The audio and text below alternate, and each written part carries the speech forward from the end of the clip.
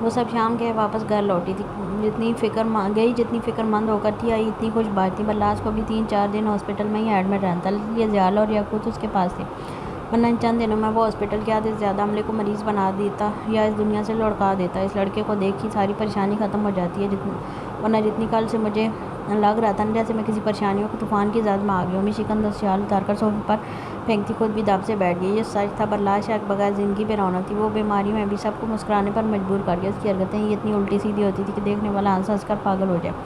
وہ تحفہ تھا رب کا، ایک حسین تحفہ، اور ایک میری گندی اولاد ہے۔ ماں سے زیادہ باپ اور چاچو عزیز ہو گئے ہیں، لیکن جب پیٹ خالی ہو تو ماں یاد آتی ہے۔ زامل جو اس کی گود میں لیٹا جمل کے سینے پر ہاتھ مارتا مم کر رہا تھا، اسے دیکھ کر ہنس کر بولی اور زپ نیچے کرتے اسے فیڈ کروانے لگی۔ اب کافی حد تک اس کی شرم میشی اور کومل کے آگے کھل چکی تھی۔ تبھی ماں ہاتھ میں چائے کا مگ لیے کچن سے باہر نکلی۔ جب سب کی نظر اس پر اور اس کے گیلے بالوں پر پڑی، یہ دیکھ تینوں کی آنکھیں پھٹی اور رونقوں کی طرح ایک دوسرے کو دیکھنے لگی۔ مائی آئی ایم ویٹنگ۔ عثمان جو کب سے اندر بیٹھے اپنی چائے کا انتظار کر رہا تھا، اس کے دیر کرنے پر خود ہی چیخ پڑا۔ اس کے منہ سے مائی سن کر تینوں کے ہونٹ ایسے گول ہوئے جیسے کہہ رہی ہوں او ہو ماہی۔ ماں ان کی نظروں کا مطلب سمجھتی یوں ہوئی جیسے اس کی کوئی چوری پکڑ لی گئی۔ وہ جھٹ سے گلے میں پڑا دوپٹہ سر پر لیتی کمرے میں چلی گئی۔ تم تو کہہ رہی تھی وہ ساری رات تعمیر والوں کے ساتھ تھا، تو یہ سب کیا ہے؟ میشی آگے کو ہوتی دھیمی آواز میں سرگوشی کرنے لگی۔ ڈفر تو رات کو تھا نا، اب تو آ گیا گھر، مطلب ان کا ویڈنگ ڈے ہوا ہے۔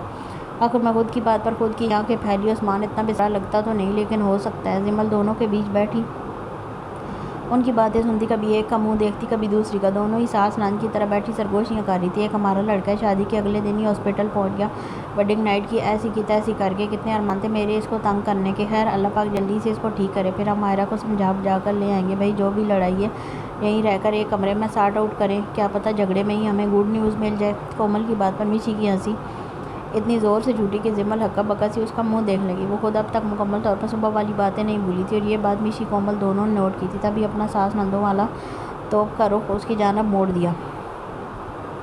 بڑھتی شام کے ساتھ آسمان پر دھند بھی بڑھتی جا رہی تھی، ہر منظر دھندلاتا جا رہا تھا۔ اس وقت کشمیر ایک گہری دھند کے سمندر میں ڈوب گیا تھا، اس کی خوبصورتی اس دھند کے اندر ہی کہیں گم ہو چکی تھی۔ اس ٹھنڈ میں سب ہی موٹی شال اور سویٹرز میں لپٹے یہاں وہاں گھوم رہے تھے۔ آج لان میں بھی تھوڑی ٹھنڈ تھی، کیونکہ اس ٹھنڈ کو کور کرنے والا اب نہیں رہا تھا، اور باقیوں کو یہ ہیٹر سسٹم اتنا نہیں پتا تھا۔ دیواروں میں نصب ہونے کے بعد تھوڑی سی بھی گڑبڑ پر ان کے پھٹ جانے کا خدشہ تھا۔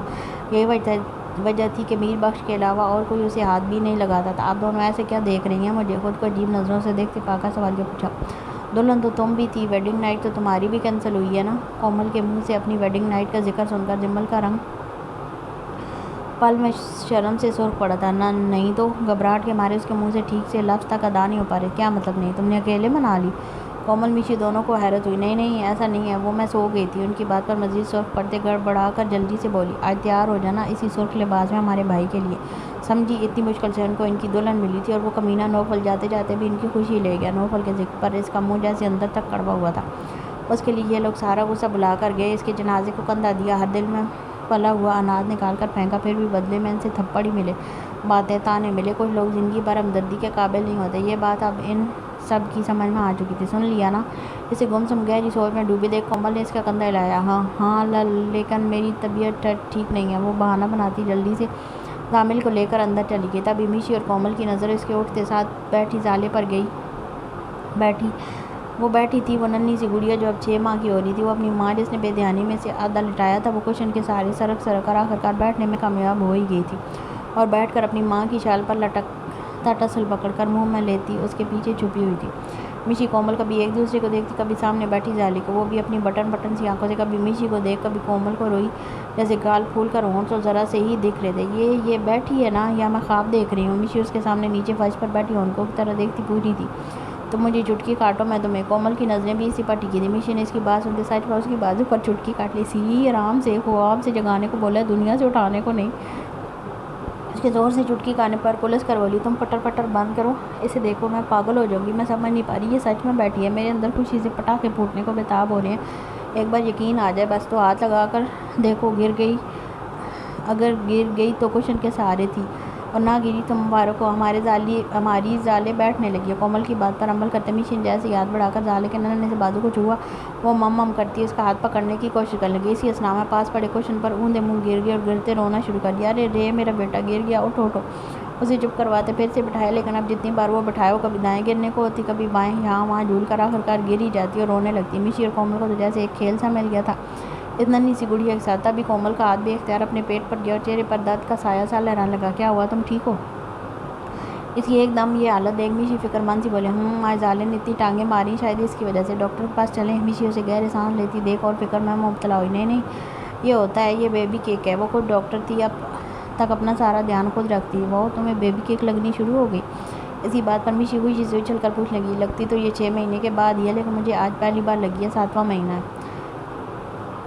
کومل کی بات پر مشی کچھ دیر سوچ میں پڑی۔ اس نے ایک نظر زالے کو دیکھا جو مشی کی انگلی کبھی دیکھتی کبھی منہ میں لیتی۔ کہیں تمہارا بیبی بوائے تو نہیں ہونے والا جو زالے کے کیک مارنے پر اس کو سگنل دے رہا ہو؟ اس کا خرافاتی دماغ۔ کومل نے کوئی ری ایکشن نہیں دیا کیونکہ وہ جانتی تھی اس کے یہاں ایک بیبی بوائے ہی ہے۔ تبھی یہ کیک والی بات اسے تھوڑی گڑبڑ سی لگی۔ واہ، ہماری زالے کا ہیرو اس کو سگنل دے رہا ہے۔ شٹ اپ، تم سے بس اول فول بکوالو بدتمیز۔ اس کی بات اور حرکتوں کو کومل کو ہنسی آئی اور ساتھ اندر کہیں نہ کہیں اس بات کے سچ ہونے کی ایک تمنا سی بھی پنپنے لگی تھی۔ میری بہن جہاں بولے گی اس کی وہیں ہوگی، میں مل لوں گا اس لڑکے سے انشاءاللہ۔ وہ نظریں سامنے دیوار پر لگی نوفل کی تصویر پر گاڑے، دونوں گھٹنے اپنے پیٹ سے لگائے سمٹ کر بیٹھی تھی۔ آنکھوں سے گرم آنسو کا سیال خود بخود خاموشی سے بہہ رہا تھا۔ دل اتنا بھاری جیسے کسی پہاڑ کے نیچے دب گیا۔ وہ عام سے لان کے سیاہ رنگ کے سوٹ میں ملبوس تھی، ریشمی گلا دوپٹہ گلے میں پڑا، آدھے سے زیادہ بیڈ سے نیچے پڑا زمین کو چھو رہا تھا۔ یہ کمرہ نوفل کا تھا۔ سامنے لگی تصویر بھی اسی کی تھی، جس میں وہ لندن کے برج پر کھڑا پینٹ کی جیبوں میں ہاتھ ڈالے مسکرا رہا تھا، گلے میں مفلر پہنا ہوا ہوا میں اڑ رہا تھا۔ اس کی مسکراہٹ بہت پیاری تھی جب وہ اپنی بہن کے ساتھ مسکراتا تھا، گوری آنکھوں میں خوشی صاف ظاہر ہو رہی تھی۔ یہ تب کی تصویر تھی جب وہ اسٹڈی کمپلیٹ کر رہا تھا۔ کاش اس کی اسٹڈی کبھی کمپلیٹ نہ ہوتی، کاش وہ پاکستان نہ آتا، کاش وہ ان لوگوں سے نہ ملتا، کاش کاش کاش۔ حیرت نظر اس کی بیڈ شیٹ پر پڑی، وہ اب دھلی نہیں تھی۔ کچھ دن پہلے اس کا بھائی یہاں سویا تھا، اس کے ہاتھ اس پر لگے ہوں گے۔ وہ دھیرے دھیرے اس بیڈ شیٹ پر ہاتھ پھیرتی اس کا لمس محسوس کرنے لگی، جیسے اس نے اپنے بھائی کے ہاتھ کو چھوا ہو۔ سائڈ ٹیبل پر رکھے لیمپ جنہیں وہ ہر رات جلاتا بجھاتا تھا، اس کا ڈریسنگ ٹیبل پر پڑا بالوں والا برش، اس کا پرفیوم، ہر چیز اس کا لمس ابھی تازہ تھا۔ حائرہ کا دل بھاری ہونے لگا، اسے لگا جیسے کمرے میں گھٹن بڑھی ہو، آکسیجن ختم ہو رہی ہو، آنسو مزید روانی سے بہنے لگے۔ وہ دھیرے سے اٹھ کر اس تصویر کے پاس گئی اور اسے قریب سے دیکھتی ٹرانس کی سی کیفیت میں چھونے لگی۔ اس کا چہرہ، یہ اس کا بھائی تھا اب نہیں رہا، یہ بات جیسے کوئی بولا تھا۔ حائرہ نے وہ تصویر لی اور نوفل کے چہرے کو چومنے لگی، بے تحاشا پاگلوں کی طرح۔ کہاں چلے گئے آپ؟ گھٹ گھٹ کر رونے کے باعث وہ ٹھیک سے سانس تک نہیں لے پا رہی تھی۔ اس گھر میں اس کے بوڑھے ماں باپ تھے، وہ چیخ چیخ کر انہیں پریشان نہیں کرنا چاہتی تھی، لیکن اس کی خود کی روح جیسے قبض ہو رہی تھی۔ آپ کو اپنی بہن سے زیادہ وہ لڑکی عزیز تھی کیا؟ میرا ایک بار بھی نہیں سوچا آپ نے؟ میں کیسے رہوں گی آپ کے بغیر؟ آپ کی ریو کیسے رہے گی اپنے بغیر، بھائی کے بغیر؟ ہچکیاں بندنے لگی، وہ زمین پر بیٹھتی چلی گئی۔ میں کیسے رہوں گی آپ کے بغیر؟ مجھے بھی بلا لیں اپنے پاس پلیز بھائی، پلیز۔ نوفل کی تصویر مسکراتی ہوئی اسے دیکھ رہی تھی جبکہ اس کی سانسیں بند ہو رہی تھی۔ یہ احساس کہ تصویر والا وقت دوبارہ نہیں آئے گا۔ ہم تصویر لمحوں کو قید کرنے کے لیے لیتے ہیں، لیکن بعد میں یہی تصویریں ہماری زندگی کے مزید لمحے تباہ و برباد کر دیتی ہیں۔ بھائی آپ آ جائیں نا، واپس لندن چل جائیں، کبھی نہ آئیں یہاں، کبھی بھی نہیں، پلیز بھائی پلیز۔ آپ کی ریو مر رہی ہے آپ کے بغیر، وہ آپ کی دوری برداشت کر لے گی لیکن آپ کی جدائی نہیں، پلیز بھائی سن لیں، پلیز سن لیں۔ اس کے منہ سے ایک چیخ نکلنے لگی تھی جسے وہ منہ پر ہاتھ رکھے اندر ہی دبا گئی اور پھوٹ پھوٹ کر رو دی۔ یہ کمرہ اور اس میں رکھی چیزیں اسے پل پل مار رہی تھیں۔ اس کے بھائی کا احساس اس کی جان نکال رہا تھا۔ الماری میں رکھے اس کے کپڑے اب رکھے رہ جائیں گے، اس کے پرفیومز ایسے ہی سوکھ جائیں گے، وہ نہیں آئے گا واپس، کبھی بھی نہیں۔ کاش میں ماما کی بات مان لیتی، کاش میں آپ کو بڑھاوا نہ دیتی اس لڑکی سے شادی کے لیے۔ وہ آپ کے لیے کیوں اتنی اہم تھی؟ کیوں؟ کیا آپ نے ایسا کیوں کیا؟ کیوں؟ وہ تصویر اپنے سینے میں بھینچے پھوٹ پھوٹ کر رو دی۔ ایک وہی تو گواہ تھی اس کی سچی محبت کی۔ بچپن سے لے کر اب تک وہ ضم الفاظ کو چاہتا ہوا آیا تھا۔ اسے کسی نے نہیں سمجھایا تھا کہ محبت دوستوں میں جتائی نہیں جاتی، اسے پردوں میں رکھا جاتا ہے۔ بے پردہ کرو گے تو وہ بے مول ہو جائے گی۔ وہ اس کی کچی عمر کی محبت تھی جو اب پکی عمر کا روگ بن چکی تھی۔ وہ چلا گیا تھا، کسی نے اسے نہیں سمجھایا کہ اس کے محبت کو پانے کا طریقہ غلط تھا۔ محبوب کو ڈرا دھمکا کر قید نہیں کیا جاتا، اسے آزاد رکھ کر اس کے آنے کا انتظار کیا جاتا ہے۔ نوفل خانزادہ کو غلط صحبت اور غلط تربیت آج قبر تک پہنچا آئی تھی۔ نقصان ہوا کس کا ہوا؟ اس کی بہن کا، جو اپنے بھائی کی یاد میں تڑپ تڑپ کر مر رہی تھی۔ اب اس کی زندگی میں یہ رونا ہی تو رہ گیا تھا جس کی آنکھیں کبھی بھیانک منظر نہ بھولتی، جس میں جانور اس کے بھائی کو نوچ رہے تھے۔ وہ چیخ رہا تھا، زندگی کی بھیک مانگ رہا تھا۔ حائرہ کا دل پھٹنے لگا، زاروں قطار روتے اس پر بے ہوشی سی طاری ہونے لگی۔ وہ نوفل کی تصویر مضبوط تھی، سینے سے لگائے لگائے زمین پر ڈہ گئی۔ آنکھوں کے سامنے ایک تاریکی سی چھا گئی، وہ بھی گھوپ اندھیری میں جا گری۔ بلاس انجیکشنز کے زیر اثر سو رہا تھا۔ نرس تھوڑی دیر پہلے اس کی ڈرپ بدل کر گئی تھی۔ زیاد سامنے ہی سو کر بیٹھا تھا جب اسے ایک زبردست نیند کا جھونکا چھوڑ کر گزرا۔ اس کی گردن میں ایک زور کا جھٹکا آتے وہ بڑھا کر یہاں وہاں دیکھنے کا. شادی اور بلاس کو گولی لگنے کے بعد وہ پچھلی 3 راتوں سے مسلسل جاگ رہا تھا. 1 منٹ کے لیے بھی آنکھ بند کر کے نہیں دیکھی تھی. یاقوت اسی وقت اپنے لیے چائے لے کر آیا تھا کیونکہ ایک کڑک چائے ہی تھی جو یاقوت مرزا کو جگا کر رکھ سکتی تھی، ورنہ اسے بھی زور کی نیند آ رہی تھی. آپ چلے جائیں، گھر میں ہوں یہاں. وہ آتے ہوئے زیال کو نیند میں جھولتے دیکھ چکا تھا. نہیں ٹھیک ہوں میں. وہ گردن پر ہاتھ پھیرتے انگڑائی لے کر سیدھا ہوا. کبھی میری بھی مان لیا کریں. وہ کسی روٹھی محبوبہ کی طرح بولا تھا. زیال نے یک ٹک اسے دیکھا. میری 1 عدد بیوی اور 2 عدد بچے گھر پر موجود ہیں. اس کی بات کا مطلب سمجھتے یاقوت دھیرے سے ہنس. کاش آپ لڑکی ہوتے تو سب میری 2 عدد بیویاں ہوتی. اس کی خواہش پھر سے جاگ اٹھی جب اس کی بات پر زیال نے اسے گور کر دیکھا. 2 عدد بیویاں چھوڑو، بچے کا سوچو. بوڑھے ہو کر پیدا کرنے کا ارادہ ہے کیا؟ اس کی بات پر یاقوت کے دل پر جیسے ہاتھ سا پڑا تھا. یہ میرے ہاتھ میں تھوڑی ہے. کوشش تمہارے ہاتھ میں ہے. یہ تو اب پتہ ہے نا کہ تم میڈیکلی بالکل ٹھیک ہو، تو کوشش کرو. وہ اس وقت کسی باپ کی طرح سے سمجھا رہا تھا. جی انشاءاللہ. وہ لوگ اور بھی کچھ باتیں یہاں وہاں کی کرتے رہے جب دوبارہ زیال کو نیند نے جھونکے نے آ لیا. یاقوت یہ دیکھ اسے گھومنے لگا. آپ جا رہے ہیں یا کروں اقام اعلیٰ کو فون؟ کہتے اس نے موبائل نکال کر سیدھا زمل کا نمبر دکھایا جو اقام اعلیٰ کے نام سے ہی سیو تھا. دھمکی دے رہے ہو؟ ایک آئی برو اچکاتے تڑک کر پوچھا. بالکل. وہ بھی آگے سے ڈھیل بنتا بولا. پھر ٹھیک ہے جا رہا ہوں. خیال رکھنا برلاس کا. وہ شریف شوہر ہونے کا مظاہرہ کرتا اپنا کوٹ کندھے پر ڈال کر اٹھ کھڑا ہوا. یاقوت کو اس کے ایک دم سیدھا ہونے پر اتنی ہنسی آئی لیکن وہ ضبط کر گیا. آج وہ مان گیا تھا جس سے پورا ایشیا ڈرے اسے زیال خان افندی سے عرف پاشا بیگ کہتے ہیں، لیکن جس سے خود زیال خان افندی ڈرے اسے زمل خانزادہ کہتے ہیں. وہ رات گئے گھر لوٹا تھا. پورا بدن جیسے ٹوٹ سا گیا تھا. ایک ایک غذا بری طرح سے دانت میں مبتلا تھا. بھاگ دوڑ کے دوران اس نے کوئی گرم جیکٹ نہیں لیا جس کے بعد تھکاوٹ سے چور بدن اب کسی دہکتی بھٹی کی مانند لگ رہا تھا. وہ تھکی تھکی سی چال چلتا لاؤنج میں داخل ہوا جہاں اس وقت کوئی نہیں تھا. سب اپنے کمروں میں جا چکے تھے. وہ اسی طرح چلتا ہوا جیسے ہی اپنے کمرے کے باہر پہنچا سامنے میشی اور کومل کمر پر ہاتھ رکھ کے کھڑی نظر آئیں. زیال نے دونوں کو باری باری دیکھا. خیریت؟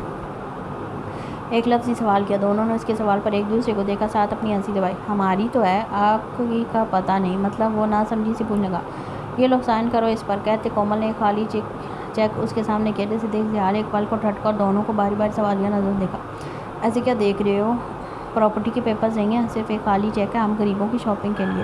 سائن تم کرو، رقم ہم خود لکھ لیں گے. کومل کی بات پر زیال کے کندھے ایک دم تنے. کس خوشی میں اتنا بڑا رسک لوں؟ تڑک کر پوچھا. خوشی کا نہ پوچھو. اسے دیکھو گے تو اپنی زندگی بھر کی جمع پونجی بھی یہاں لکھ دو گے، اس لیے سیدھی طرح سائن کرو. کومل کی بات پر اس نے ہمیشہ کی طرح ایک آئی برو اچکائی جیسے کہہ رہا ہو اچھا ہٹو پیچھے. دماغ کی دہی کرنے کی ضرورت نہیں ہے. وہ دونوں کو اندر اندر جانے کا راستہ مانگنے لگا لیکن وہ دونوں بھی ڈیٹ بنتی اڑ کر کھڑی تھی. سوچ لو. سوچ لیا. ہٹو. دو بدو جواب دیا. جب کومل نے دھیرے سے دروازہ کھول کر اندر کی ایک جھلک دکھائی، زیال کی نظر سامنے سجی ایک خوبصورت سیج پر گئی تھی. پورا بیڈ سور گلابوں کی چادر اوڑھے ہوا تھا لیکن وہ بھی نہیں. اس کی نظریں گھومتی ہوئی اس بیڈ پر پڑے پھولوں کے بیچ بیٹھی اس خوبصورت لڑکی پر گئیں جسے دیکھ اس کا دل دھک سے رکا. سانس جیسے اندر جا کر باہر آنا بھول گئی تھی. وہ مزید اسے گہری نظروں سے جانتا. کومل نے دروازہ بند کر دیا. اب بولو، سائن کرو گے یا نہیں؟ وہ کس وقت پوچھ رہی تھی جب وہ اپنی وصیت نامہ تک کو سائن کر دیتا. یہ کیا تھا اندر؟ ہٹو پیچھے. نو پہلے ہمارا نیک کہتے اس نے خالی چیک آگے کیا. تم کیوں چاہتی ہو میں پامیر کے لیے نئی لڑکی ڈھونڈوں؟ اس کی بات پر میشی کی ہنسی چھوٹی. کومل اسے گور کر دیکھ لگی. شرم کرو، تمہاری شادی ہوئی ہے اور ہمارا کوئی نیک نہیں دیا اب تک. مطلب ہماری کوئی ویلیو ہی نہیں ہے. بولتے ہوئے وہ آپ دیدہ ہونے لگی. صاف پتہ چل رہا تھا ایکٹنگ کری ہے. شادی کر کے 2 بچے بھی ہو گئے لیکن پھر بھی تمہاری اس اوور ایکٹنگ کے لیے 50,000 کا چیک. اس کے منہ سے 50,000 سن کر دونوں کا منہ حیرت سے کھلا. او ہیلو، کون سے 50,000؟ اتنے میں تمہارا منہ بھی نہیں دھلتا. پارلر جا کر چپ چاپ 1 کروڑ کا چیک کاٹو ورنہ اپنے بھائیوں کے ساتھ رہو. زمل کو آج کی رات ہم دونوں کمپنی دیں گے. کیوں زمل؟ آخر میں اونچی آواز کر کے پوچھا. وہ جو اندر بیٹھی ان کی باتیں سنتی اپنی ہنسی دبا رہی تھی فوراً سے ہاں کر گئی. تمہیں تو دیکھتا ہوں میں بہنوں کی چمچی. الجھ کر ان کے ہاتھ سے چیک لیتے سائن کر دیا جیسے دیکھ میشی کومل دونوں کی آنکھیں چمک اٹھیں. اب 1 ارب لکھیں گے ہم. تم 10 لکھ لینا. اب ہٹو پیچھے. وہ بے صبروں کی طرح بولتا ان کو ہٹنے کا کہنے لگا جب دونوں بیویاں ترس کھا کر پیچھے ہٹ گئیں. سائن نقلی ہیں. آخر میں دونوں کے سر پر بم پھوڑتے وہ کمرے کے اندر سے لا کر گئے. جب باہر وہ دونوں ایک دوسرے کا منہ تکتی رہ گئے. ہم کیسے بھول گئیں یہ ڈاکو اور ڈاکو پر ڈاکہ ڈالنا سب سے مشکل کام ہے. کومل بیچارگی سے بولتی چیک دیکھ لگی. جب اس نے غور سے سائن دیکھا وہ زیال کا بھی سائن تھا جو وہ اکثر کمپنی کی فائلز پر کرتا تھا. بیس نہ یہ اس کا ریئل سائن ہے. بلے بلے، اب ڈھیر ساری شاپنگ کریں گے کل. دونوں خوشی سے پھولتی اپنے اپنے کمروں کی جانب بولی. ایسا کیسے ممکن تھا کہ زیال خان افندی اپنی دلہن کو دیکھنے کی قیمت ایک نقلی سائن کر کے دے؟ اس چیز کے لیے اس کی سانس سے بھی مانگی جاتی تو وہ دے دیتا بشرطیہ کہ پہلے اپنی گلالے کو اپنی دلہن کو دیکھ لیتا. کمرہ لاک ہونے کی آواز پر ہی زمل کی ہتھیلیاں پسینے سے تر ہونے لگی تھی. اتنی ٹھنڈ میں بھی اسے سرو سی لباس میں گرمی لگ رہی تھی مانو ان کے بچے تک ہو چکے تھے لیکن آج وہ دلہن بنی تھی بیٹھی تھی۔ ایک الگ سا احساس تھا جو وہ محسوس کر رہی تھی، مانو وہ پہلی بار اس کے قریب آ رہا ہو۔ زیال کی کوٹ کو اوپر پھینکتے، کف لنکس کھول کر ڈریسنگ ٹیبل پر رکھتے بیڈ کے قریب آیا۔ زامل زالے آج بیڈ کے بجائے بیبی کاٹ میں سو رہے تھے۔ پورا بیڈ گلاب کی پتیوں سے بھرا پڑا تھا جن کی بھینی بھینی سی مہک پورے کمرے کو معطر کی ہوئی تھی۔ سامنے اپنی دلہن کو دیکھ وہ جیسے ساری تھکاوٹ بھول گیا تھا، لیکن بدن اب بھی دہک رہا تھا، حرارت اب بھی بڑھ رہی تھی جسے وہ سرے سے ہی اگنور کر گیا۔ دھیرے سے جمل کے قریب بیڈ پر بیٹھتے ایک نظر اس کے چہرے پر ڈالی جس پر سست جالی نما دوپٹہ پڑا تھا۔ اس وقت وہ پوری طرح سے تیار ہوئی بیٹھی تھی، بھاری کامدار سوٹ جس پر بھاری چمکتے آویزے۔ وہ دلہن کسی خوبصورت گڑیا کی مانند لگ رہی تھی۔ زیال اس کے چہرے پر نگاہیں ڈالے جیسے نگاہ پلٹنا بھول گیا تھا۔ اب بھی کمرے کی گہری خاموشی میں زیال کی دھڑکنوں کی آواز اس کی کانپتی ہوئی آواز ابھری تھی۔ جی ابھی کی جان، ہمیشہ کی طرح محبت بھرا جواب۔ میری منہ دکھائی؟ وہ اب تک وہیں اٹکی ہوئی تھی۔ منہ تو دکھا دو۔ منہ دکھائی بھی مل جائے گی۔ نہیں، میری منہ دکھائی دے۔ اس کی بات پر وہ تھوڑی سی بگڑی بچی بنی تھی۔ زیال دھیرے سے مسکرا دیا۔ وہ اٹھ کر وارڈروب کی جانب گیا اور اپنی سائیڈ کھول کر اس سے فائل نکالی، جہاں سامنے ٹیبل پر رکھا اپنا مخصوص ریوالور جو صرف زیال استعمال کرتا تھا، جس کا نشانہ جس پر بند جائے ایک لمحہ لگے اسے دوسری جہاں میں پہنچنے کے لیے۔ وہ دونوں چیزیں ہاتھ میں تھامے واپس بیڈ پر آیا اور جمل کے قریب بیٹھا۔ وہ جالینوں دوپٹے کی اور میں سے اسے ہی دیکھ رہی تھی جب زیال نے وہ ریوالور اس کی گود میں رکھ دیا۔ یہ تمہاری منہ دکھائی ہے، اسے دیکھ کر میں بھی اپنی منہ دکھائی چاہتا ہوں، اور وہ یہ کہ آج کے بعد تم میری گلالے نہیں، میری خانی بنو گی، جس پر کوئی بھی ایک حرف تک نہ اٹھا سکے، جو کسی کے آگے مظلوم نہ بنے بلکہ اپنی عزت پر بھونکنے والوں کو سیدھا موت کے گھاٹ اتار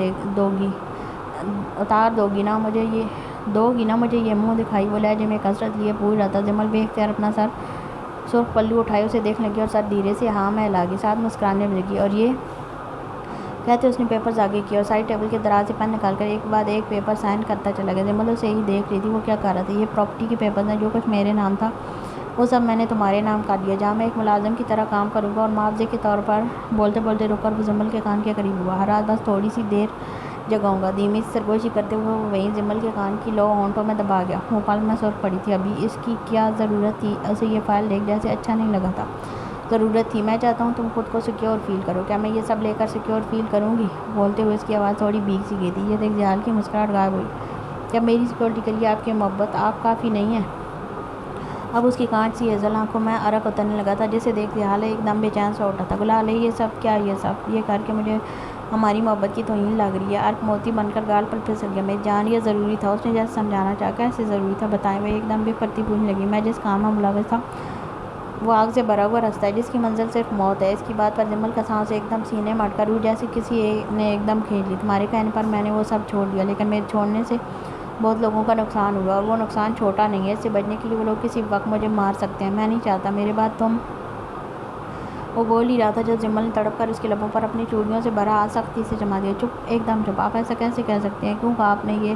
وہ اذانی سی ہوتی چلانے لگی۔ زیال نے فوراً بچوں کی جانب دیکھا جو اس کی آواز پر ہلکے سے کسمساتے پھر سے سو گئے۔ بولیں، کیوں کہا؟ وہ اب بھی پرتی زیال کا کالر مٹھی میں جکڑ گئے، ہاتھ بری طرح سے کانپ رہے تھے، پورا وجود جیسے کسی زلزلے کی زد میں آ گیا تھا۔ کیا اتنا ضروری ہو گیا تھا یہ شخص کہ اس کے دور ہونے کی بات پر ہی جیسے جان سی نکل رہی تھی؟ یہ سچ نہیں، یہ سچ نہیں ہے۔ آپ مجھ سے دور نہیں، ہم کیسے کہہ سکتے ہیں؟ بولیں، کیوں کہا؟ وہ روتی ہوئی اپنی چوڑیوں سے سجے ہاتھوں سے اس کے سونے پر مکے برسانے لگی۔ کیوں کہا آپ نے؟ آپ کو نہیں کہنا چاہیے تھا۔ آپ کو کوئی مجھ سے نہیں چھین سکتا، آپ صرف میرے ہیں۔ میں جان سے مار دوں گی ان کو جو آپ کو مجھ سے چھیننے کی کوشش کریں گے۔ اس کا رونا دیکھ زیال کا دل جیسے کسی گہری کھائی میں ڈوبا تھا۔ کیوں کہا آپ نے؟ آپ ہمت کیسے ہوئی آپ کی؟ وہ آواز کھو رہی تھی۔ اس کی آنسو دیکھ زیال کا ضبط ایک دم ٹوٹا۔ وہ جمل کی کلائی تھامتے سے کھینچ کر اپنے سینے میں بیٹھ گیا۔ جب وہ اپنی سکون کی جگہ پر پہنچی پھوٹ پھوٹ کر رو دی۔ کیوں کہا آپ نے؟ میں نہیں رہ سکتی آپ کے بغیر، میں مر جاؤں گی، ابھی میں آپ کے بغیر مر جاؤں گی۔ اس کی آواز کے ساتھ ساتھ پورا بدن بھی ہولے ہولے لرز رہا تھا۔ آپ کے بغیر میں اب ایک لمحہ نہیں رہ سکتی۔ آپ اتنی بڑی بات کیسے بول گئے؟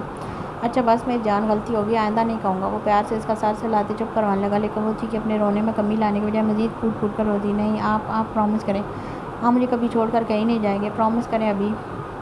وہ سینے سے منہ باہر نکالے بغیر اپنا ہاتھ آگے کرتی بولی۔ یہ الٹا ہاتھ ہے پاگل، پرومس سیدھے ہاتھ پر ہوتا ہے۔ اس کی بات پر جمل نے سر اٹھا کر اسے دیکھا اور جھٹ سے سیدھا ہاتھ آگے کر لیا۔ زیال یہ دیکھ مسکرا دیا۔ کتنی جلدی یہ بات سنی تھی، مگر مجال ہے جو کب سے اسے چپ کروانے والی بات سن رہی ہو یہ محترمہ۔ زیال اس کے ہاتھ پر اپنا ہاتھ رکھتے اس کا ہاتھ اپنے لبوں سے لگا گیا، دونوں ہاتھوں پر باری باری بوسہ دیتے اس کا چہرہ اپنے ہاتھوں کے پیالے میں لیتے اپنے پیاسے لب اس کی پیشانی پر دھرے۔ کتنی دیر وہ دونوں اس لمس کا سکون محسوس کر رہے تھے۔ پرومس جمل کے زیال کا کوئی بال بھی باقا نہیں کر سکتا۔ اب اس کے لہجے میں اپنا محبت اور اعتماد تھا جو جمل نے محسوس کرتے اس پر یقین کیا تھا۔ وہ شخص ایسا ہی تھا، کچھ کہہ دے تو دل فوراً ایمان لے آتا تھا۔ جمل نے پاس پڑے پراپرٹی کے پیپرز پھاڑ کر ٹکڑے کرتے زمین پر پھینک دیے۔ جال نے اتنے وقت سے یہ پیپرز بنوا کر رکھ رکھے تھے، ان کی حالت دیکھ کر افسوس سے سر جھٹک گیا۔ وہ پیپر زمین پر پھینکتی واپس سے اس کے سینے میں گھس گئی۔ اب بہت برے ہیں، ابھی بہت برے ہیں۔ اچھا پھر بھی میرے سینے میں گھسی ہوئی ہو۔ اس کی بات پر ہنسی دباتے شریر ہوتے چھیڑنے لگا۔ یہ میرا ہے، آپ سارے کے سارے میرے ہیں، سمجھ آئی؟ وہ کیسے بھول گیا تھا وہ ایک دہشت گرد کی بیوی ہے؟ نہیں سمجھا دو نا، بولتے اس کے لہجے میں خماری چھلکنے لگی۔ آپ دھیرے دھیرے اس کی نازک سی کمر کا طواف کرنے لگے۔ جب زمل اسے لائن سے اترتے دیکھ فوراً پیچھے ہٹی۔ نہیں میں نہیں سمجھا رہی۔ اس سے پہلے وہ دور جاتی جال نے اسے پکڑ کر اپنی جانب پھر سے کھینچ لیا۔ سمجھانا تو پڑے گا، بھلے پوری رات لگ جائے، اب تو میں سمجھ کر ہی سوؤں گا۔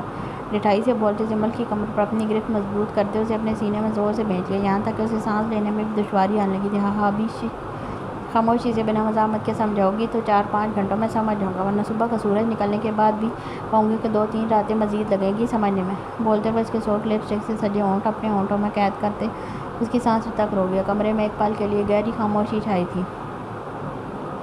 رات کی تاریکی بڑھ چکی تھی، ہر چیز خاموش تھی۔ چند پرند اپنے اپنے گھونسلوں میں قید ہو چکے تھے۔ زیادہ تر پرندے اس موسم میں کشمیر کی جانب کہیں رخ ہی نہیں کرتے تھے۔ ان دنوں یہاں شدید برف باری رہتی تھی، ایک حسین منظر، دل کو لبھا جانے کی حد تک خوبصورت لگنے والا منظر۔ یہاں رہنے والے لوگ کم ہی ڈپریشن میں جاتے تھے، کیونکہ یہاں سارے ہی قدرتی نظارے موجود تھے جن کو دیکھ کر انسانی روح بھی پرسکون ہو جاتی تھی۔ اب بھی 5 منٹ ہوئے تھے کہ ہلکے ہلکے برف کے روئی سے گولے گرنے شروع ہو چکے تھے۔ باہر ٹھنڈ 8 درجے کی تھی، جبکہ اندر وہ اس کے ہونٹوں پر جھکے جیسے پورے بدن کی طاقت تک نچوڑ گیا۔ اس کی اس قدر شدت پر زمل کے ناک میں پہنی گولڈ کی وائر بے اختیار کھلتی نیچے ڈھلک گئی۔ جب اس کے ہونٹ لپسٹک سے زیادہ زحال کی تشنگی پر سرخ ہوئے تھے، وہ رونے والی شکل بناتی اسے دیکھ لگی۔ زحال بھی سانس روکے اسے دیکھ رہا تھا، جانتا تھا اب کیا ہوگا۔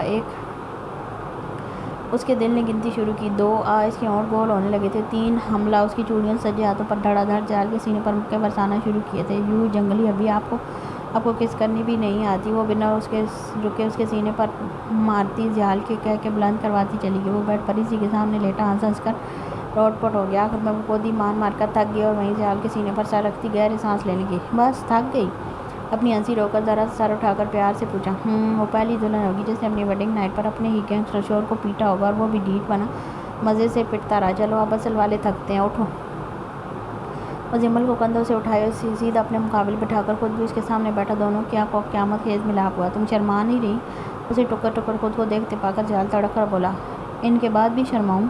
وہ بیبی کارڈ کی جانب اشارہ کرتی بولی۔ زحال نے بیبی کارڈ پر ایک نظر دوڑائی۔ نہیں بالکل نہیں، میں چاہتا ہوں آج کی رات تم بے شرم بن جاؤ، جیسے میں تم پر ٹوٹ کر برس دوں ویسے تم مجھ پر برسو۔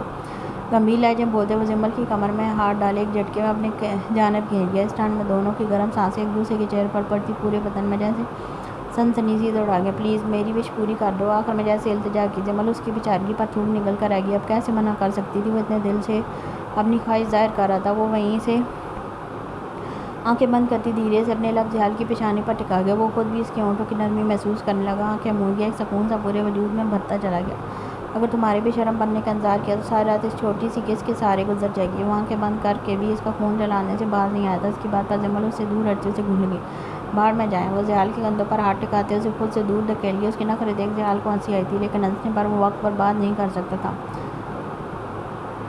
زمل جو اس سے دور ہٹتی رخ پلٹنے ہی لگی تھی، پیچھے سے زحال نے اس کے پیٹ پر دونوں ہاتھ باندھے اسے کھینچ کر کمر اپنے سینے سے لگاتے گود میں بٹھا لیا۔ کدھر چلی میری جنگلی بلی؟ ایک چھوٹی سی ناک پر اتنا غصہ رکھ کر توڑنے کے چکروں میں ہو کیا؟ وہ اپنی چھوٹی سی دلہن کو گود میں اٹھا کر دونوں ہاتھوں سے اپنے آسان میں دبوچتے پیچھے گردن پر بے شمار لمس چھوڑنے لگا۔ وہ نازک سی جان اسی قید میں آ کر بے نام مچھلی کی طرح تڑپنے لگی تھی۔ ابھی پلیز سلو۔ اس کی جنوں خیزیوں پر اپنی بے آنگوں ہوتی سانسوں کو بحال کرنے کی کوشش کرتی التجا کرنے لگی، لیکن وہ نہیں سن رہا تھا۔ اس دوران زمل کے سر پر اٹکا بھاری کامدار سرخ دوپٹہ جو صرف ایک پن کے سہارے اٹکا ہوا تھا کھول کر ایک جانب اچھال دیا۔ وہ منہ اوپر کیے بیڈ شیٹ ہاتھ کی مٹھیوں میں جکڑے گہرے گہرے سانس لے رہی تھی۔ جب اسے کچھ یاد آیا وہ فوراً سے اپنا ہاتھ زحال کے ساتھ سے نکالتی دور ہو کر بیٹھی۔ کیا ہوا؟ سوال پوچھتے زحال کی آواز جذبوں سے ٹوٹی۔ اس کی سانسیں بھی تھوڑی سی دیر میں بھاری ہو چکی تھی۔ مجھے کچھ پوچھنا ہے آپ سے۔ اپنی حالت سے بے خبر وہ زحال کو دیکھتی بولی۔ اس وقت اس کے لہجے میں غصہ نہیں تھا تو پیار بھی نہیں تھا۔ زمل کیا جانے تھوڑی سی دیر میں اس کے جذبات کس قدر بھڑک چکے تھے۔ یہ ایسے تھا جیسے ایک تیز چلتی ٹرین کو ایک دم بریک لگا دینا۔ آپ کون ہیں؟ آ رہا تھا کہ جب ان کی دوسری بار ویڈنگ نائٹ ہو رہی تھی وہ یہ سوال پوچھ رہی تھی۔ زحال کا دماغ گھوم کر رہ گیا۔ جن پولیس کا جواب دیا۔ جب اس کے جواب پر زمل کی آنکھیں پھیلی۔ سچ میں؟ وہ بکھلا کر اگلا سوال پوچھا۔ جب اس بار زحال نے اسے گھور کر دیکھا۔ گلا لے، اگر یہ مجھ سے بچنے کا کوئی طریقہ ہے تو بیکار ہے۔ آج کی رات میں تمہیں نہیں بخشنے والا، اس لیے چپ چاپ یہاں ہو۔ ساتھ انگلی سے اپنی گود کی جانب اشارہ کیا۔ آپ جن ہیں، آپ انسان نہیں ہیں۔ اس کے انداز سے کہیں سے بھی نہیں لگ رہا تھا کہ وہ مذاق کر رہی ہے۔ زیال کو اب کچھ گڑبڑ محسوس ہوئی۔ کیا بات ہے، تم ایسے کیوں کہہ رہی ہو؟ جذبات کے تیل لینے اسے اپنے بلالے کی فکر ہونے لگی تھی۔ آپ نے آج صبح جو بڑی امی سے کہا وہ سب آپ کو کیسے پتہ چلا؟ خود کے سوال پر دل ایک دم جیسے بھاری سا ہوا تھا۔ اس کے سوال پر زیال ایک پل کو رکا، جیسے کچھ سوچ رہا ہو۔ یہ تم صبح بھی پوچھ سکتی تھی۔ مصنوعی خف کی ظاہر کی۔ نہیں، مجھے ابھی بتائیں ورنہ میرا دماغ پھٹ جائے گا۔ آپ وہ سب کیسے جانتے ہیں جو میں بھی نہیں جانتی؟ بولیں، کون ہے آپ؟ جمل کا دماغ صبح سے ان الجھنوں کا شکار تھا۔ تھوڑی دیر کے لیے وہ بھولی تھی، لیکن اب پھر سے اس کے ذہن میں یہ باتیں گڑمڑ ہونے لگی تھی۔ میں تو یہ بھی جانتا ہوں کہ مسز فا تمہارے نوالے تک گنتی تھی اور زیادہ کھانے پر تمہیں ٹوک بھی دیتی تھی۔ یہ اگلا دھماکہ ہوا تھا جمل کے سر پر۔ وہ آنکھیں پھاڑے اسے دیکھنے لگی۔ اسے بے اختیار اس بندے سے خوف محسوس ہوا تھا۔ آپ کو کیسے پتا؟ وہ بکھلاتے ہوئے پوچھا۔ میرے پاس موکل ہیں جو مجھے سب بتاتے ہیں۔ وہ سنجیدہ تھا، بے حد سنجیدہ۔ موکل؟ جمل کانچ سی ہیزل آنکھیں پھاڑے مطلب پوچھنے لگی۔ موکل مطلب جن جنات، ایک تو تمہارے پیچھے بھی کھڑا ہے۔ ہاں، اس کا یہ کہنا تھا کہ جمل اچھل کر اس کی گود میں آ بیٹھی تھی۔ زیال نے اس کی اس حرکت پر اپنی ہنسی کو مشکل روکی جب وہ اس قدر ڈر چکی تھی کہ زیال کا کالر مٹھی میں جکڑے اس کی گردن میں منہ دے کر بری طرح سے کانپنے لگی۔ میری جان، کیا ہوا؟ اس کے گرد اپنا اثار مضبوط کرتے محبت سے جھول لہجے میں پوچھا۔ اس کی اس حرکت پر زیال کو اس پر ٹوٹ کر پیارا تھا۔ وہ ڈر کر بھی اپنے جن کے پاس ہی آئی تھی۔ آپ سچ کہہ رہے ہیں؟ تھوڑا سا باہر نکالتے کانپتے ہوئے لہجے میں پوچھا۔ بتائیں نا ابھی۔ اس کے سوال پر زیال نے نظریں اس کے چہرے پر گاڑی۔ جہاں معصومیت اس وقت انتہا پر تھی، وہ کیسے نہ اس لڑکی کا دیوانہ بنتا۔ اس کی ایک ایک ادا پر زیال کی جان لبوں پر آ جاتی تھی۔ نہیں، مذاق کر رہا تھا۔ اس کی آواز جذبوں سے چور تھی۔ جمل ایک دم پیچھے ہٹتی اسے غصے سے دیکھنے لگی۔ یوں بدتمیز! ابھی اس کے تڑپ کر بولنے پر زیال ایک دم ہوش کی دنیا میں آیا، ورنہ وہ جس دنیا میں تھا وہ دنیا بہت حسین تھی۔ اس کے نظارے ہوش ربا دل کی دھڑکنوں کو بے ہنگم کر دینے والے تھے۔ رات کے اس وقت وہ بھی میرے حق لینے کے بعد پوچھو گی تو یہی کہوں گا نا، اب چپ چاپ ادھر آ جاؤ ورنہ میں نے پکڑ لیا تو صبح تک نہیں چھوڑوں گا۔ باقاعدہ انگلی اٹھا کر وارننگ دی۔ جمل کو اس کے انداز پر اپنی شامت آتی محسوس ہوئی تھی، لیکن ذہن میں ہوتی گڑبڑ کے ساتھ وہ زیال کی شدتوں میں اس کا ویسا بھرپور ساتھ نہیں دے سکتی تھی جیسا وہ چاہتا تھا، اس لیے پہلے بات کلیئر کرنی ضروری سمجھی۔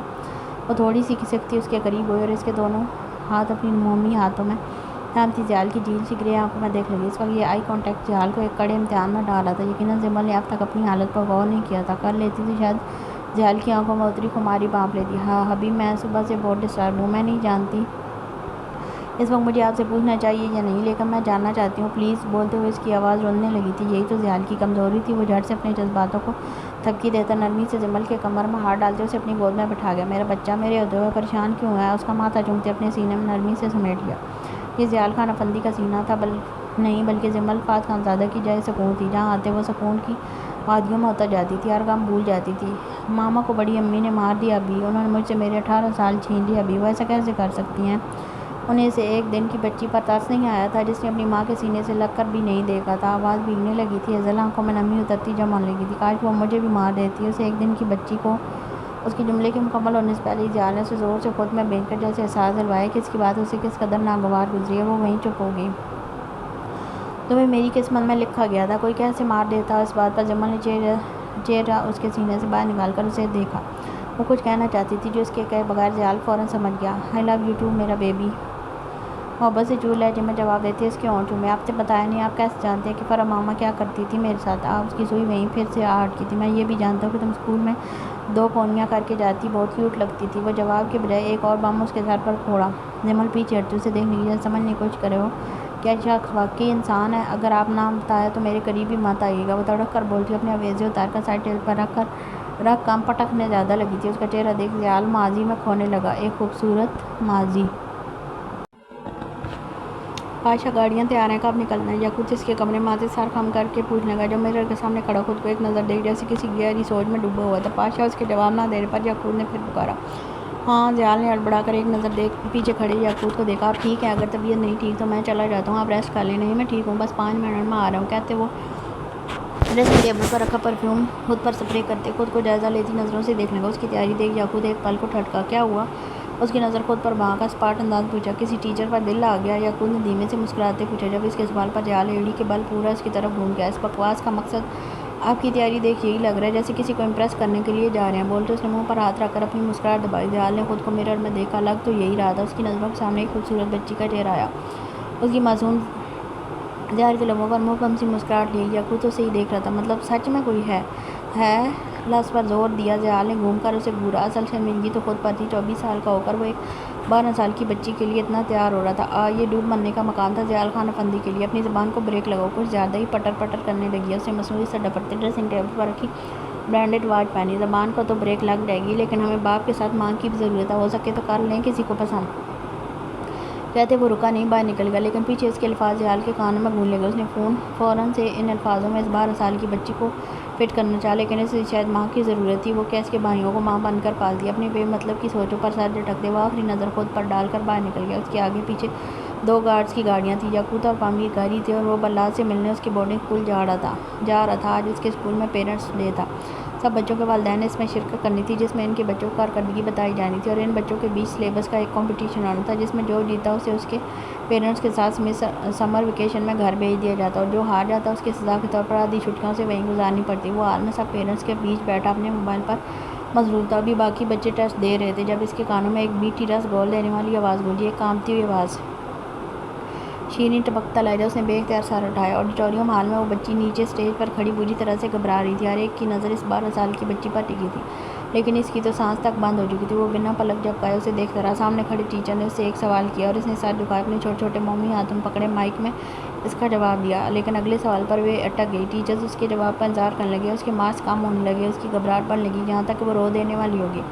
اگر اس سوال کا جواب نہ دیتی تو اس کی آدھی سمر ویکیشن ختم ہو جاتی، وہ یہیں رہ جاتی۔ لیکن تب بھی ایک ٹیچر نے مارک بورڈ اوپر کیا، پاس۔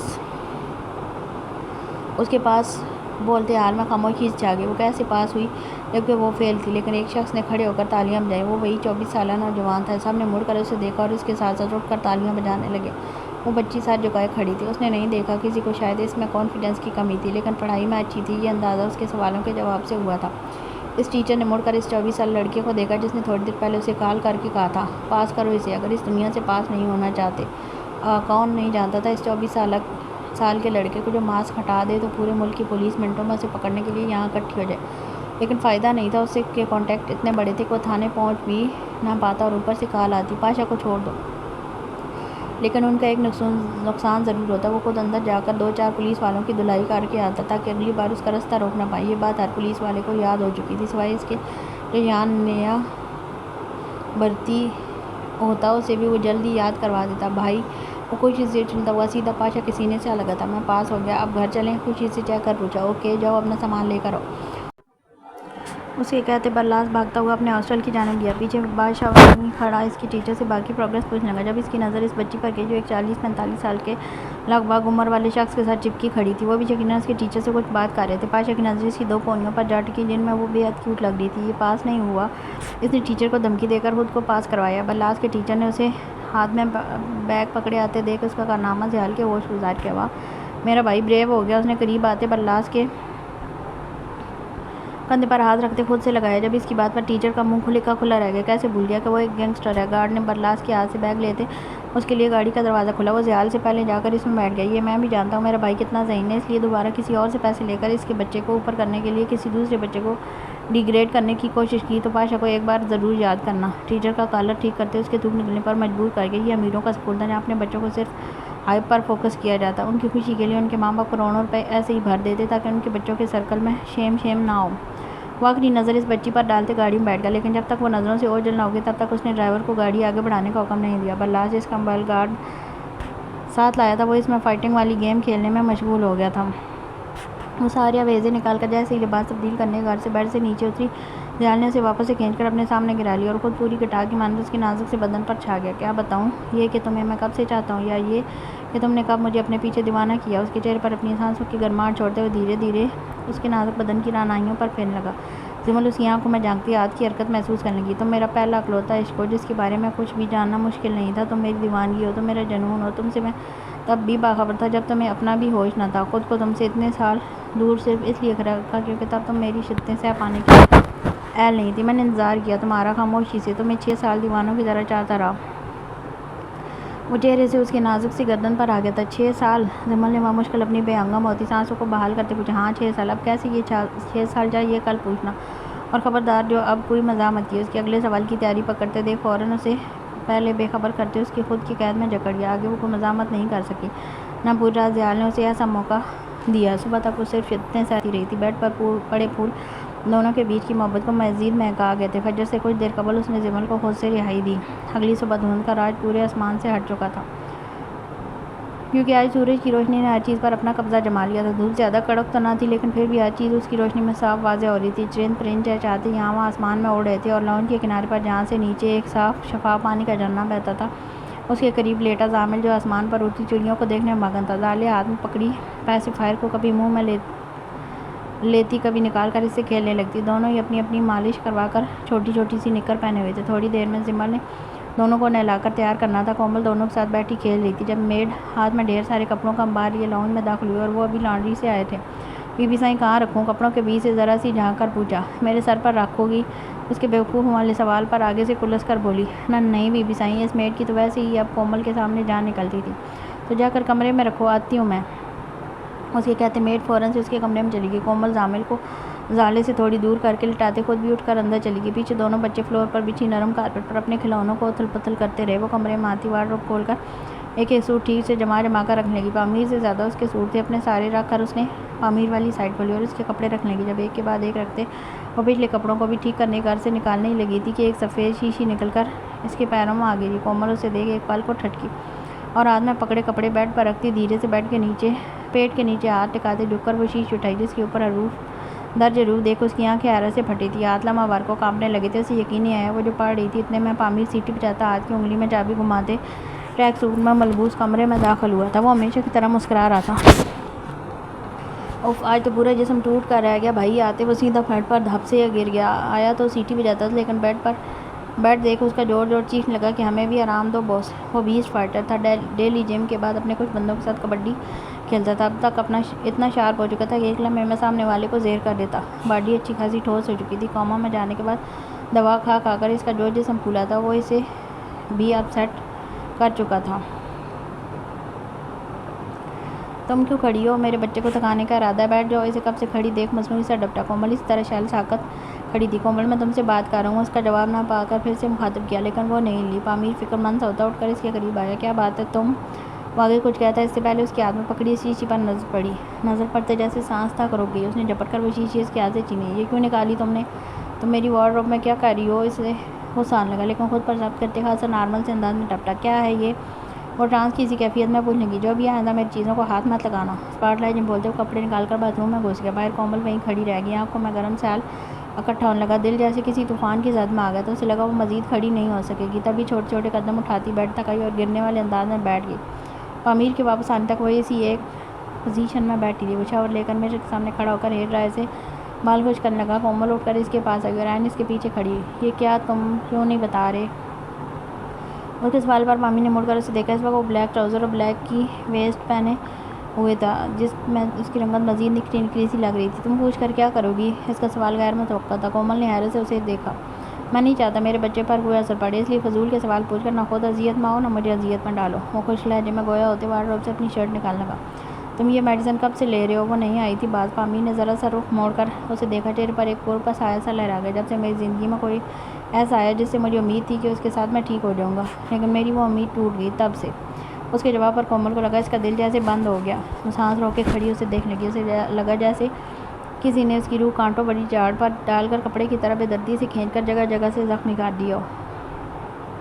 یہ سے کئی زیادہ تکلیف اس وقت پامیر کو دیکھ اس کی بات سن کر کومل کو محسوس ہو رہی تھی۔ اس کی آنکھیں لبالب نمکین پانی سے بھدی چل گئیں۔ اسے یوں کھڑے دیکھ پامیر ہاتھ میں پکڑی شرٹ بازو پر ڈالتے اس کے قریب آیا اور کندھوں سے تھام کر کومل کا ماتھا بڑی عقیدت سے چوما۔ اف، اس کا یہ بوسہ جسے دیتے وقت وہ خود کس قدر اذیت میں مبتلا ہوا تھا۔ روح جیسے اس کی بھی قبض ہوئی تھی۔ پورا بدن جیسے ایک دم بے جان ہوا تھا۔ وہ سانسیں دکھنے کی مانند آ رہی تھیں۔ مجھے میرا بچہ بہت عزیز ہے، اس لیے جیسے چل رہا ہے سب چلنے دو۔ پیار سے اس کے رخسار پر ہاتھ رکھتے ایک زخمی مسکراہٹ اس کی جانب اچھالتے وہ شرٹ پہننے لگا۔ جب کومل اس کے الفاظ سمجھنے کی کوشش کر رہی تھی، اسے اس کا بچہ عزیز تھا اور کومل کیا وہ عزیز نہیں تھی؟ یہ میڈیسن کتنی خطرناک ہے جانتے ہو؟ یہ آواز جیسے کسی گہری کھائی سے آئی تھی۔ پامیر کی ہاتھ اس کی بات پر لمحہ بھر کو رکے اور لب جنہوں نے مسکرانے کی کوشش کی تھی لیکن ناکام ہو گئے۔ دل پر جیسے کوئی بھاری پتھر آن گر رہا تھا۔ کتنی خطرناک ہے؟ زیادہ سے زیادہ میری جان لے لیں گی۔ فکر نہ کرو، میرے بھائی ظالم نہیں ہے۔ میرے بعد میری بیوی بچے کو بے آسرا نہیں چھوڑیں گے۔ اس کی بات پر کومل کے قدم بے اختیار لڑکھڑائے۔ رنگ پل میں زرد ہو گیا۔ اسے کیا ہو گیا تھا؟ وہ کیوں پل پل اسے اذیت کی موت دے رہا تھا؟ وہ آنکھیں پھاڑے بے یقینی سے دیکھتی رہی۔ مجھے فیکٹری کے کچھ کام ہے، اگلے 2 دن گھر نہیں آ سکوں گا۔ ٹائم پر میڈیسن لے کر سو جایا کرنا۔ کہتے وہ سائڈ ٹیبل پر رکھی واچ ٹھا کر پہنتا، کوٹ بازو پر لٹکائے باہر نکلنے کا۔ جب کومل بے جان سی ہوتی بیڈ پر ڈھہ سی گئی، سوئیوں گرتے دیکھ پامیر ایک ہی جس میں استقایا تو کومل تم ٹھیک ہو؟ فکر مند ہوتے اس کے رخسار پر ہاتھ دھرتے پیار سے پوچھا۔ وہ کچھ نہیں بولی، بس پتھرائی نظروں سے اسے یکٹک دیکھے گی۔ پانی پیو گی؟ رکو، کہتے وہ اٹھ کر سائڈ ٹیبل پر رکھے جگ سے پانی گلاس میں اونڈیلتے جلدی سے آ کر اس کے لبوں سے لگا گیا، لیکن اس نے نہیں پیا۔ وہ شرل ساکت سے اسے دیکھے گی، سانس بھی جیسے مدھم مدھم سی لے رہی تھی۔ کومل پانی پیو، بی پی لو ہو جائے گا، بیبی کے لیے ٹھیک نہیں ہے۔ اب اسے غصہ آنے لگا تھا، وہ کوئی حرکت نہیں کر رہی تھی، کانوں میں ظالم کے الفاظوں کی باز گشت گونج رہی تھی۔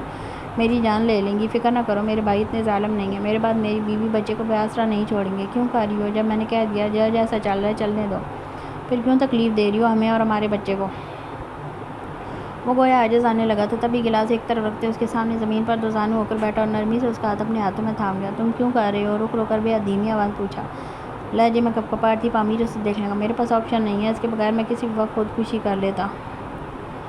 کومل کو لگا اس نے غلط سنا ہے، لیکن پامیر کے چہرے پر رقم اذیت وہ جھوٹ نہیں بول رہی تھی۔ وہ سانس تک روک گئی، پوری بدن میں جیسے ایک پل کو خون کی گردش رک سی گئی تھی۔ جب تم مشی کو سمجھا رہی تھی میں وہیں پیچھے کھڑا تھا اور تمہاری باتیں سن رہا تھا، مجھے اچھا لگا تمہارا اس انداز میں سمجھانا، خوشی ہوئی تھی مجھے، لیکن اس سے زیادہ تکلیف بھی ہوئی تھی کہ تم نے کیوں عمل نہیں کیا ان باتوں پر۔ تم نے کیوں کبھی مجھ سے نہیں پوچھا کہ میں اتنا ہنستا ہوں تو کیوں؟ محبت یہ تو نہیں کہ آپ کا محبوب آپ کے سامنے ہنسے تو آپ اس کی ہنسی کے پیچھے دکھ نہ سمجھ پاؤ؟ دنیا کی طرح آپ بھی یہی سمجھو کہ وہ ہنس رہا ہے تو وہ خوش ہے، فرق کیا ہوا آپ اور دنیا میں؟ اس کا لہجہ اس قدر زخمی تھا، کومل کو اپنی روح میں ڈوبتا ہوا محسوس ہو رہا۔ میں نے خود جب تمہیں بتانا چاہا تم نے مجھے دھتکارا، تکلیف ہوتی تھی مجھے، یہی میڈیسن تھی جو میری تکلیف کو کم کرتی تھی، یا میرا بھائی جس کے پاس جا کر اس کی آغوش میں ایسا لگتا تھا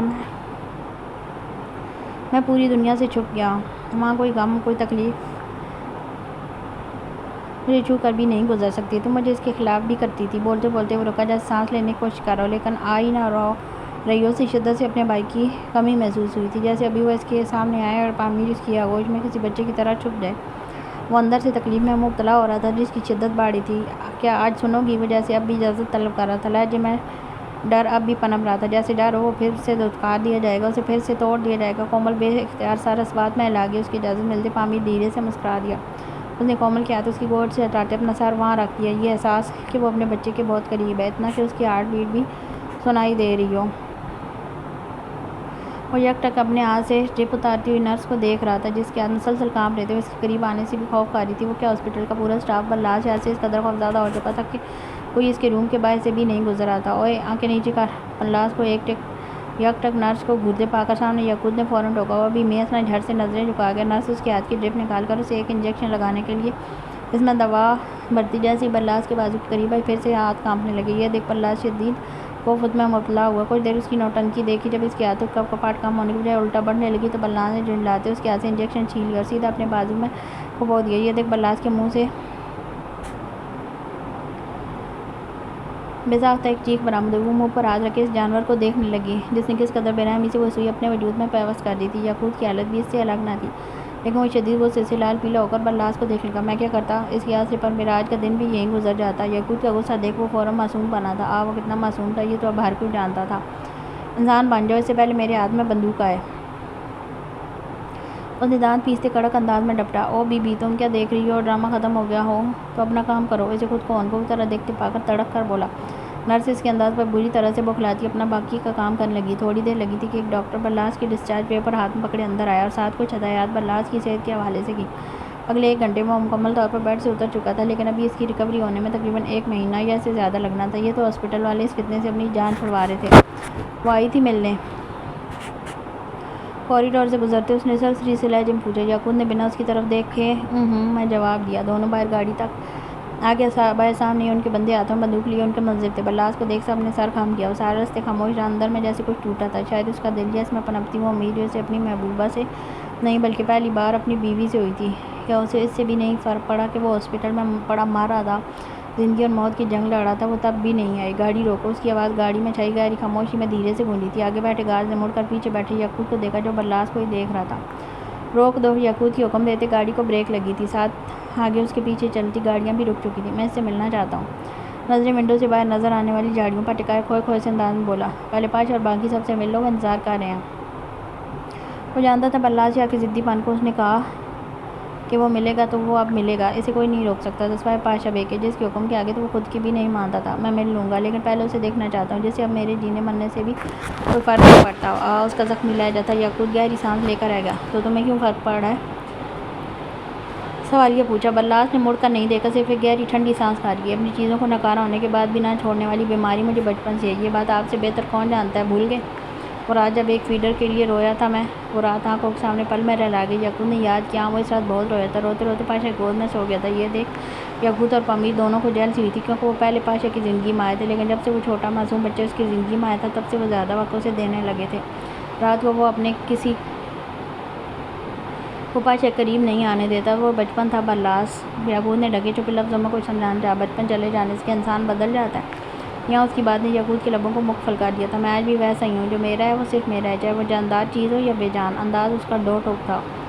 لیکن وہ اب تم سے نفرت کرتی ہے، وہ نہیں آئے گی واپس، میں لے آؤں گا، کہا نا، جو میرا ہے وہ صرف میرا ہے۔ وہ چاہ کر بھی اب بلاس یہاں سے رہ نہیں پا سکتی۔ میں دنیا اس پر اتنی تنگ کر دوں گا کہ خود میرے پاس چل کر آئے گی، لیکن اس سے پہلے مجھے اس کا وہ شفاف روپ دیکھنا ہے جو میں نے خواب میں بھی نہیں سوچا تھا۔ یعقوب اس کا اٹل انداز دیکھ کر گہری سانس لے کر رہ گیا اور ڈرائیور کو ٹرن لینے کا حکم دیا، جس کے بعد گاڑی لاہور کی حدود میں داخل ہونا شروع ہوئی تھی۔ اب یہاں کی فضاؤں میں بلاس کو عجیب سی گھٹن محسوس ہو رہی تھی۔ اس کا دل کیا بھاگ جائے، کہیں چھپ جائے، لیکن وہ جاننا چاہتا تھا، وہ اس ظالم کا شفاف روپ دیکھنا چاہتا تھا، جس سے اس کے مرنے سے بھی کوئی فرق نہ پڑے۔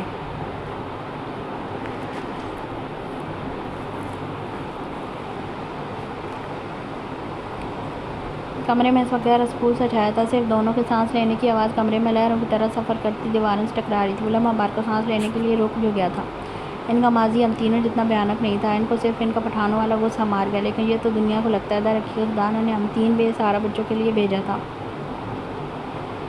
ہمارا رہنما بنا کر۔ یعقوب بھائی کے بعد ان کی زندگی میں آیا تھا، ایک ایسا بچہ جس کے ماں باپ کی موت کے بعد اس کے اپنوں نے بھی اس کے سر پر ہاتھ نہ رکھا، لاوارثوں کی طرح سڑک پر پھینک دیا۔ میں یتیم تھا، بے سہارا تھا، میرے پاس کوئی ایسا شخص نہیں تھا جو مجھے رہنے کے لیے جگہ دے، بھوک میں کھانے کو اچھا کھانا دے۔ میں وہ بچہ تھا جس نے بھوک بڑھتی شدت کی وجہ سے سڑک کنارے پڑا لوگوں کو بچا پھینکا ہوا کھانا تک کھایا ہے۔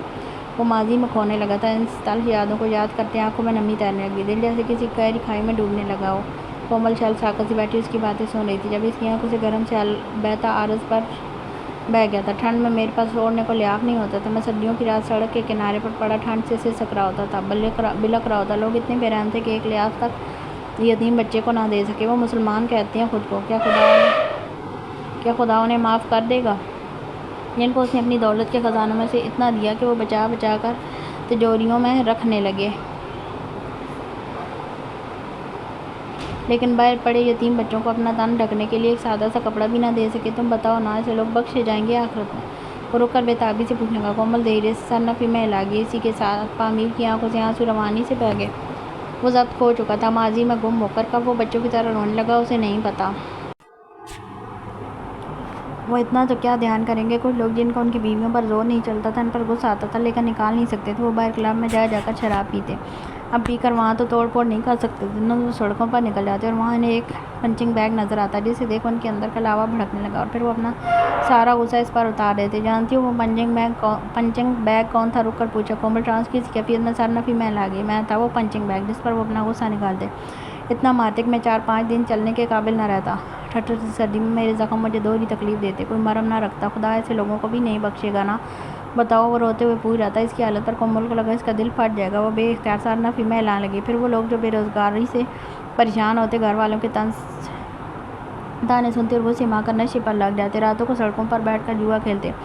اچھا ایک انوکھی بات، بے روزگار ہو کر بھی ان کے پاس پیسے ہوتے تھے، گھر کی چیزیں بیچ کر جب وہ ہار جاتے تو غصہ سڑک پر پڑے پنچنگ بیگ پر اتارتے۔ بے سہارا تھے نا وہ، اس کے ساتھ نشے میں زیادتی کرتے۔ ہونٹ بے اختیار پھڑپڑائے، وہ ضبط کھو چکا تھا، وہ کومل کی گود میں سر رکھے پھوٹ پھوٹ کر رو دیا۔ کومل کا دل پھٹ رہا تھا، وہ پامیر کے سر پر ہاتھ پھیرتی اسے بے اختیار خود میں بھیج گئی۔ وہ ٹوٹ رہا تھا، ماضی اسے ایک بار پھر توڑ رہا تھا۔ کتنی دیر وہ مسلسل بچوں کی طرح سسکیوں میں روتا رہا۔ یہ تو ہنستا مسکراتا ہوا پامیر سلطان نہیں تھا، یہ آج پتہ چل رہا تھا کہ وہ اندر سے کس قدر ٹوٹا ہوا ہے، ذرا سا ہاتھ لگنے پر بکھر جائے۔ لوگوں کو مجھ پر رحم نہیں آیا، خدا کو آ گیا۔ پھر اس نے میرے لیے ایک فرشتہ بھیجا۔ اس رات جب ماضی وہ 5-6 لوگوں پر مشتمل ایک گروہ تھا، سب کے سب آوارہ نشئی اور جواری تھے، جو رات کو سڑک کے کنارے ہاتھ میں الکوہل کی بوتل پکڑے نشے میں دھت لڑکھڑاتے قدموں سے یہاں وہاں بھٹکتے پھرے تھے۔ جب ان کی نظر اس سنسان سڑک کے کنارے پڑے ایک مسجد پر گئی جو ٹھٹر کی سردی میں گھٹنے پیٹ سے لگائے بری طرح سے کانپ رہا تھا، وہ شاید گہری نیند میں تھا لیکن سردی کی شدت اس پر بری طرح سے حاوی تھی۔